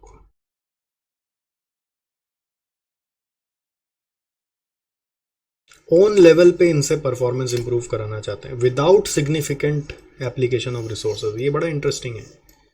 तो इसका तरीका क्या हो सकता है? जब आपको और कोई नया कोई इंटीरियर नहीं कराना, नया कोई रिसोर्स ऐड नहीं करना, तो उस समय हम कैसे इंप्रूव कर सकते हैं? उसका एक तरीका है, ये नॉर्मली हम लोग कस्टमर रिलेशनशिप मैनेजमेंट में पढ़ते हैं, सप्लाई चेन मैनेजमेंट में। जैसे अपसेल करो। अपसेल करने का मतलब क्या होता है? अपसेल करने का मतलब होता है कोई सस्ता चीज ले रहा है तो उसको महंगा चीज भेजो, बोलो प्रीमियम चीज लो। दूसरा होता है क्रॉस सेल करो। क्रॉस सेल का मतलब क्या होता है? क्रॉस सेल का मतलब होता है कि आप उसको कुछ डिफरेंट चीज बेचो। क्रॉस सेल का मतलब क्या होता है? कुछ डिफरेंट चीज बेचो। समझ गए? एडिशनल चीज ले लो और कोई नया चीज ले लो। एक और यहाँ पे बताया हुआ सॉल्यूशन में add on selling. Add on selling करो, ठीक है। नॉर्मली क्रॉस सेल में हम लोग बोलते हैं कि यू सेल कनेक्टेड प्रोडक्ट्स। जैसे आप हमारे यहाँ से SCM लिए तो SFM भी ले लिए, ये हो गया क्रॉस सेल। और एड ऑन सेलिंग हो गया कि आपने SCM लिया तो हमारे यहाँ से कोई कैलकुलेटर ले लिया, हम लोग कैलकुलेटर भी बेचने लगे, एग्जाम्पल के लिए बोल रहे हैं। तो that is add on selling. Got it? Upsell, cross sell और एड ऑन सेलिंग, यहाँ पर ये 3 बताया हुआ है। तो एक नया चीज सीखने को मिला एडवाइस में कि ये 3 टेक्निक आप यूज कर सकते हैं। आपको ट्रेनिंग देना पड़ेगा आदमी लोग को कि अपसेल कैसे करते हैं, क्रॉस सेल कैसे करते हैं। क्रॉस सेल तो बहुत कॉमन प्रैक्टिस है स्टोर्स में, एक एक पर्सन का रेवेन्यू बढ़ाने का। तो जब आप बिल करते हो ना, तो बिलिंग काउंटर वाले को ट्रेनिंग दिया जाता है कि सर ये ऐड कर लीजिए, सर ये ऐड कर लीजिए। और आजकल तो डिस्काउंटेड ऑफर इतना सारा निकालते हैं लोग, बट प्राइसिंग वगैरह स्टोर मैनेजर नहीं सोच सकता, हेड ऑफिस से डिसाइड हो जाएगा। बट हेड ऑफिस वाला भी कुछ ऐसा ट्रेनिंग दे दे इन लोग को डिस्काउंट देने का, ठीक है। 1+1 ले लीजिए सर, सर इसमें ये ऐड कर लीजिए सर, देखिए आपका ये बिल बढ़ जाएगा। उनका काम है खाली बिल बढ़ाना। तो दैट इज क्रॉस सेलिंग। अब सेलिंग में आप बोलेंगे कोई प्रीमियम चीज लो, हाई एंड लो, क्या सस्ता वाला ले रहे हो? Encouraging customer to purchase a comparable higher end. Cross-selling purchase an additional but related or complementary add-on is additional item may be related or complementary, even identical or purely different. Add-on मतलब कई बार होता है ना 1+1, similar चीज भी ले लीजिए तो वो भी एड-ऑन होगा। एड-ऑन मतलब कोई डिफरेंट चीज भी हो सकता है। क्रॉस सेलिंग मतलब डिफरेंट चीज ही होता है। एड-ऑन थोड़ा सा वाइडर हो गया, ठीक है। कोई add on includes cross selling, you can say add on selling includes cross selling.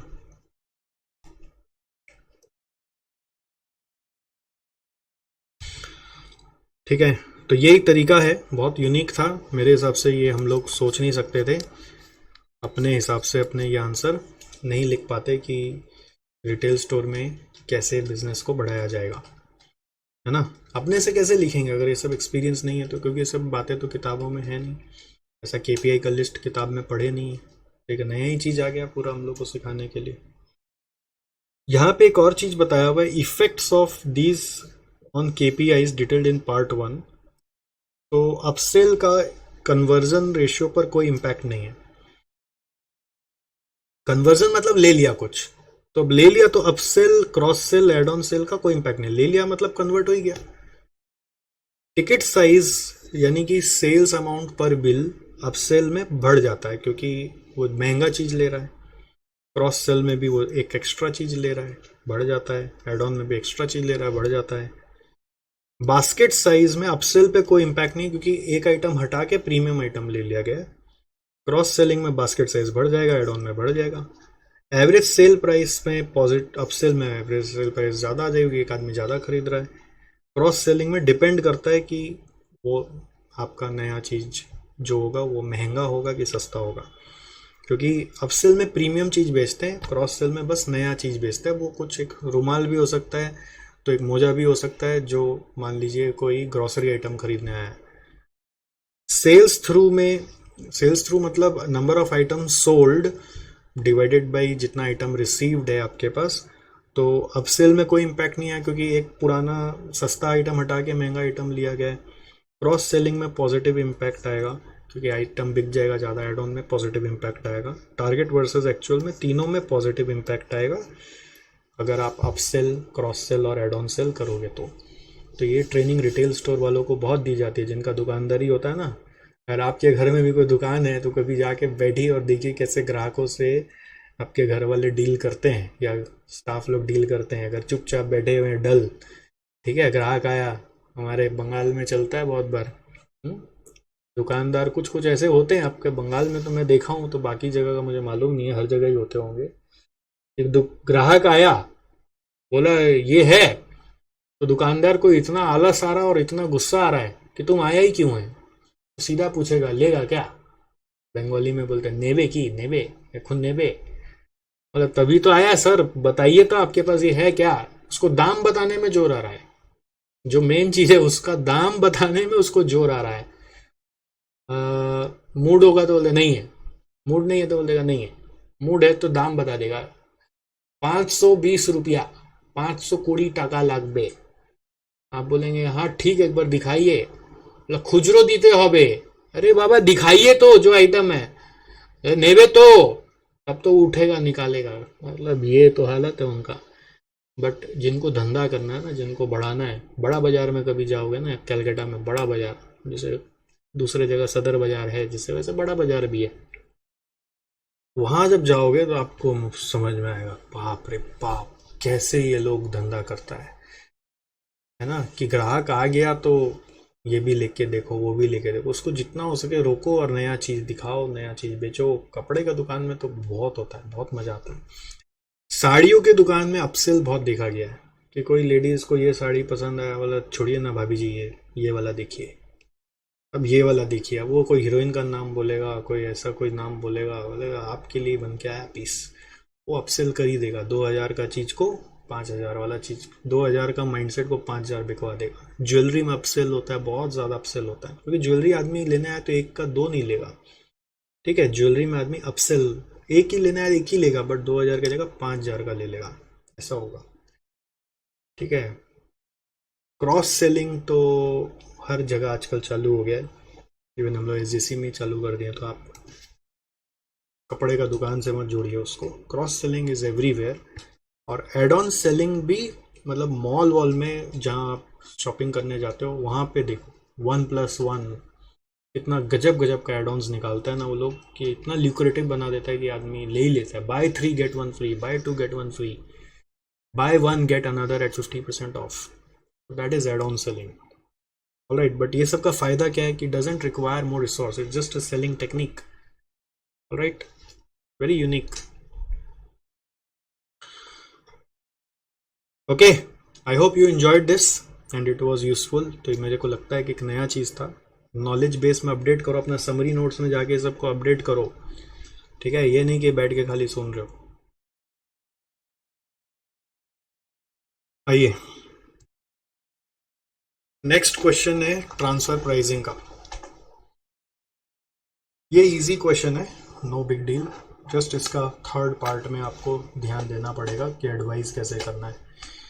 Curable Limited is a pharmaceutical company that has many divisions. One of its division A produces chemical vials that can be used for storage of medicine. Vial basically एक डिब्बी जैसा है, injection के लिए use होता है ना vial. These chemical vials have both internal and external market. मतलब घर में भी बेचते हैं और बाहर भी बेचते हैं। Division B is another department of the same company which uses these vials to package some of the medicine it produces. तो हमारा क्यूरेबल कंपनी का डिवीजन ए में बनता है वायल्स और डिवीजन बी में बनता है मेडिसिन, और ये ए वाला अपना वायल इसको ट्रांसफर कर सकता है। Following is information regarding production है डिवीजन ए। कैपेसिटी है इसकी 35 लाख, एक्चुअल प्रोडक्शन करता है 25 लाख, उसमें से डिवीजन को दे देता है 10 लाख डिवीजन बी को, और एक्सटर्नल बेचता है 15, एक्सटर्नल देता है 15 और ट्रांसफर करता है 10। ये क्वेश्चन पढ़ते पढ़ते ऐसे करना पड़ता है, क्या तो मार्किंग, क्या तो ऐसा वर्किंग। अब ये बुक क्वेश्चन पेपर में नहीं करोगे तो कॉपी में note 1। Division A incurs a variable cost of production of 800 रुपया।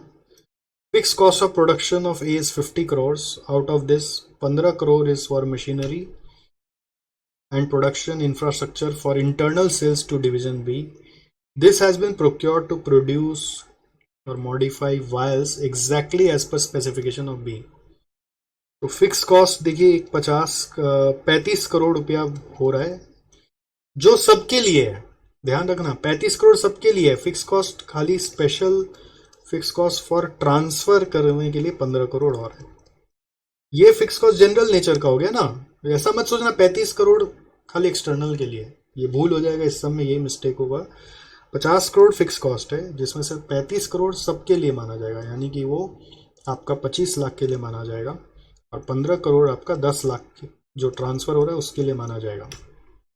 As per company's procurement policy, since division A is operating at less than full capacity, क्योंकि उसका एक्सटर्नल सेल 15 लाख का ही है, B has to purchase its entire annual requirement from division A. Division A से purchase करना पड़ेगा, has to purchase its annual requirement from division A. Division A charges division B at full cost plus 2% as its transfer price. तो ये transfer price यदि चल रहा है full cost मतलब ये तीनों, ठीक है। This is in tune with the companies overall transfer pricing policy that is used for inter departmental transfer. Performance assessment of each divisional manager give emphasis on overall financial performance of the department. अब अपना individual profit इनका important है। Recently, manager of B has received a proposal from an external vendor where chemical vials can be procured from 1050 per vial. Product specification would be suitable for the requirement of B and hence they are comparable with the customized production that A makes for B.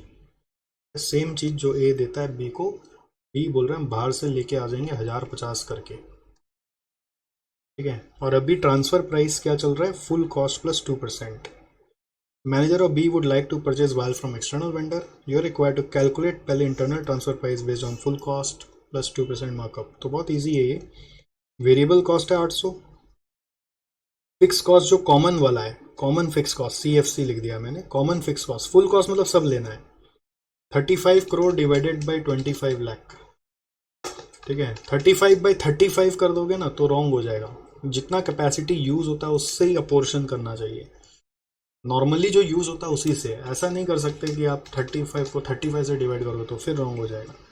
तो ये होगा 35 crore by 25 lakh, 35 crore by 25 lakh करने जा रहे 140 रुपया, और जो avoidable fix cost है वो है 15 करोड़ डिवाइडेड बाई 10 लाख।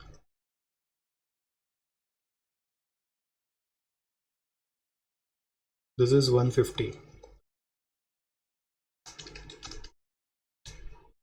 तो तीनों मिला के आ गया 1090।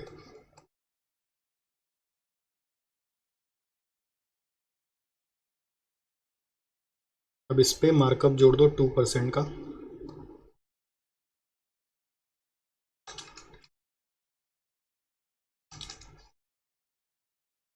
टू 21.8 और ये आ रहा है 4 बार 1.8। तो this is the transfer price. Second बोल रहा है discuss the current transfer pricing methodology, pros and cons.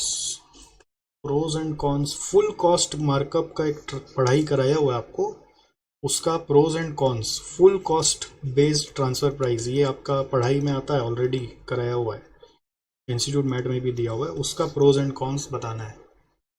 तो प्रोज क्या है देखो, थोड़ा बहुत आपको रिलेट करवा देते हैं। प्रोज है कि सप्लाइंग डिवीजन को मोटिवेशन मिल रहा है कि वो अपना सारा कॉस्ट रिकवर कर पा रहा है प्लस मार्कअप चार्ज कर पा रहा है। Supplying division is able to recover its cost, recover full cost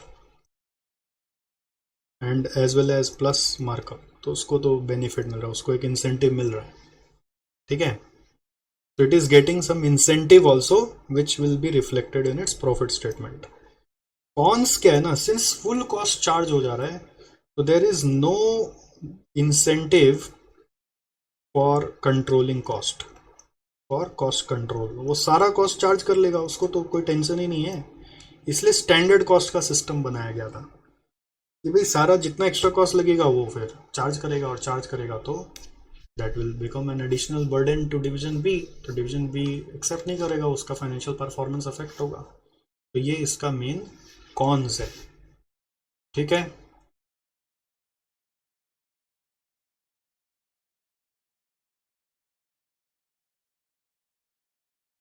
फिर बोल रहे हैं should the management permit B to procure chemical vial from external vendor. ये मेरे को लगता है एक नया चीज है, नया तरीके से लिखा हुआ है। हालांकि आंसर आप अगर मान लीजिए अपने से कर रहे होते तो मेरे को लगता है पार्ट 3 में आप कैसे सोचते कि देखो मिनिमम ट्रांसफर प्राइस क्या होना चाहिए।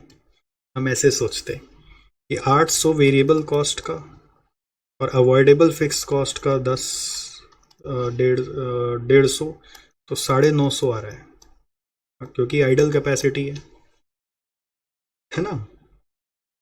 और मैक्सिमम ट्रांसफर प्राइस क्या हो सकता है, वो 1050, क्योंकि बाहर से उतना में मिल रहा है। तो definitely transfer should take place, क्योंकि आइडल कैपेसिटी है। ये हम लोग कर रहे होते नॉर्मली, अगर ये क्वेश्चन अपने से कर रहे होते तो हम ये कर रहे होते, बट मैं सरप्राइज्ड हुआ कि आंसर में ऐसा कुछ दिया वही नहीं है।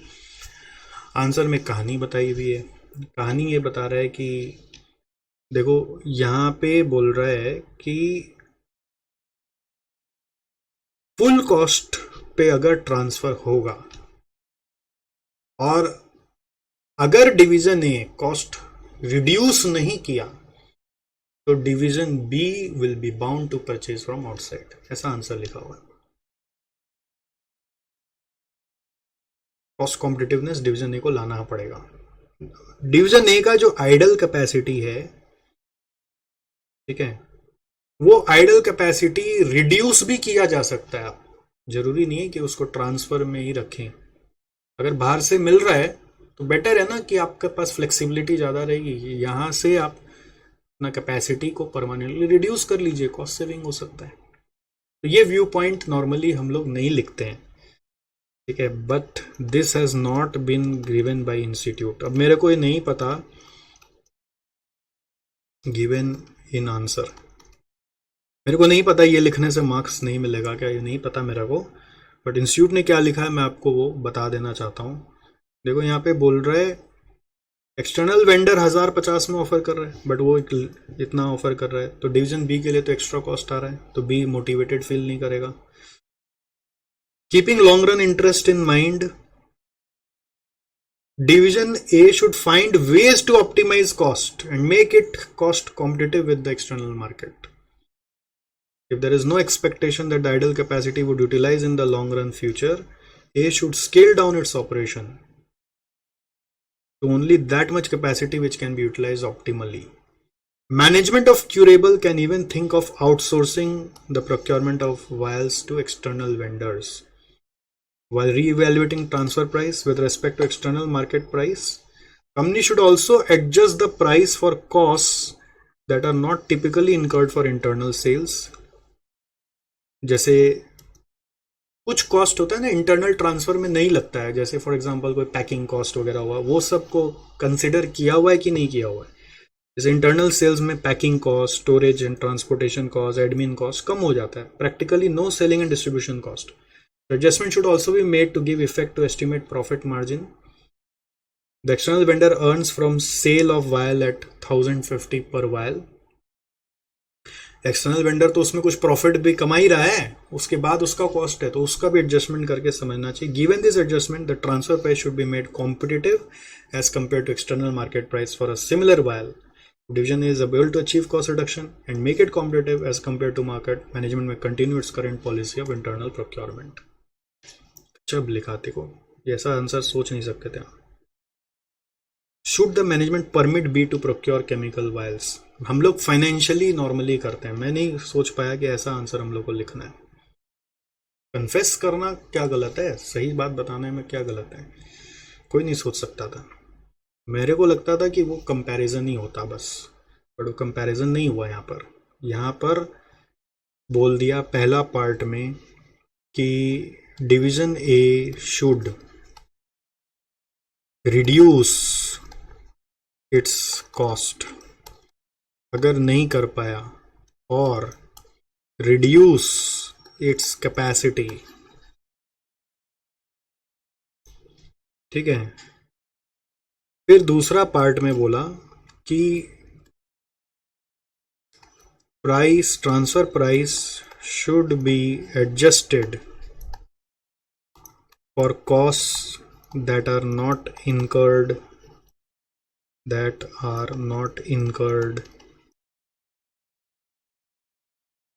in transfer, जैसे एग्जांपल पैकिंग कॉस्ट। फिर कंक्लूड क्या कर रहा है, if division A reduces it's cost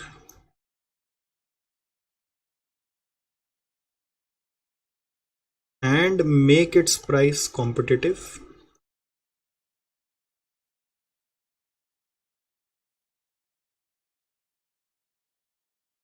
then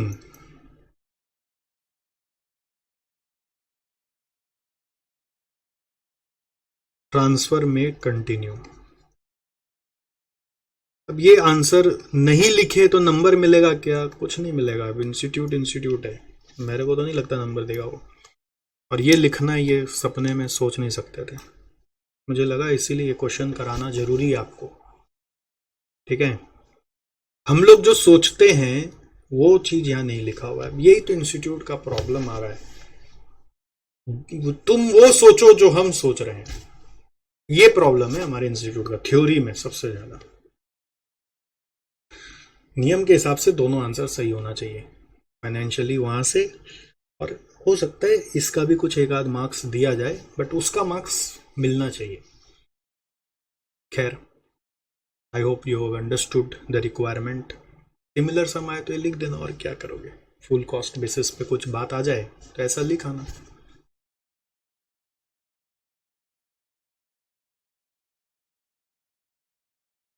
चलिए लास्ट क्वेश्चन, ये बहुत आसान सा क्वेश्चन है, आप कॉमन सेंस से कर सकते हो। ये इंटर लेवल का क्वेश्चन है, ओल्ड सिलेबस में पहले आया हुआ है, अब फाइनल में घुसा दिया, तो बहुत इजी है। मैं मिस्टर वॉटसन करके एक है, आप अपने से पढ़ो एक बार पॉज करके और खुद ही गेस कर लो, बहुत इजी है, ठीक है। मिस्टर वॉटसन करके कोई आदमी को लाया गया है to look after coordinate shipments from factory to distribution houses located in various parts of India. उनका सैलरी है 24 लाख, उसको कैसे क्लासिफाई करें। जो काम करे उससे तो समझ में आ रहा है कि वो सेलिंग कॉस्ट है, तो लेके विवाद चल रहा है यहाँ पे, बट ये ऑब्वियस है कि वो सेलिंग कॉस्ट है। बस इतना ही आंसर है इसका, उसका लॉजिक लिख देना है क्यों है, छोटा सा आंसर है, और ये खत्म हो गया, ठीक है। चलिए फिर मिलते हैं, तब तक अपना ध्यान रखिए। और ध्यान रखें, मैंने आपको पहले भी बताया, जैसे एक लर्निंग कर्व होता है वैसे फॉरगेटिंग कर्व भी होता है। Forgetting curve says कि whatever you study new today, if you don't study it again within 2 days, you will forget 80% of what you have studied today. So make sure that whatever you have studied today, you again study it within next 2 days, so that you remember most of it for a long time. ठीक है, तो next 2 days में इसको वापस पढ़ना बहुत ज़्यादा जरूरी होता है।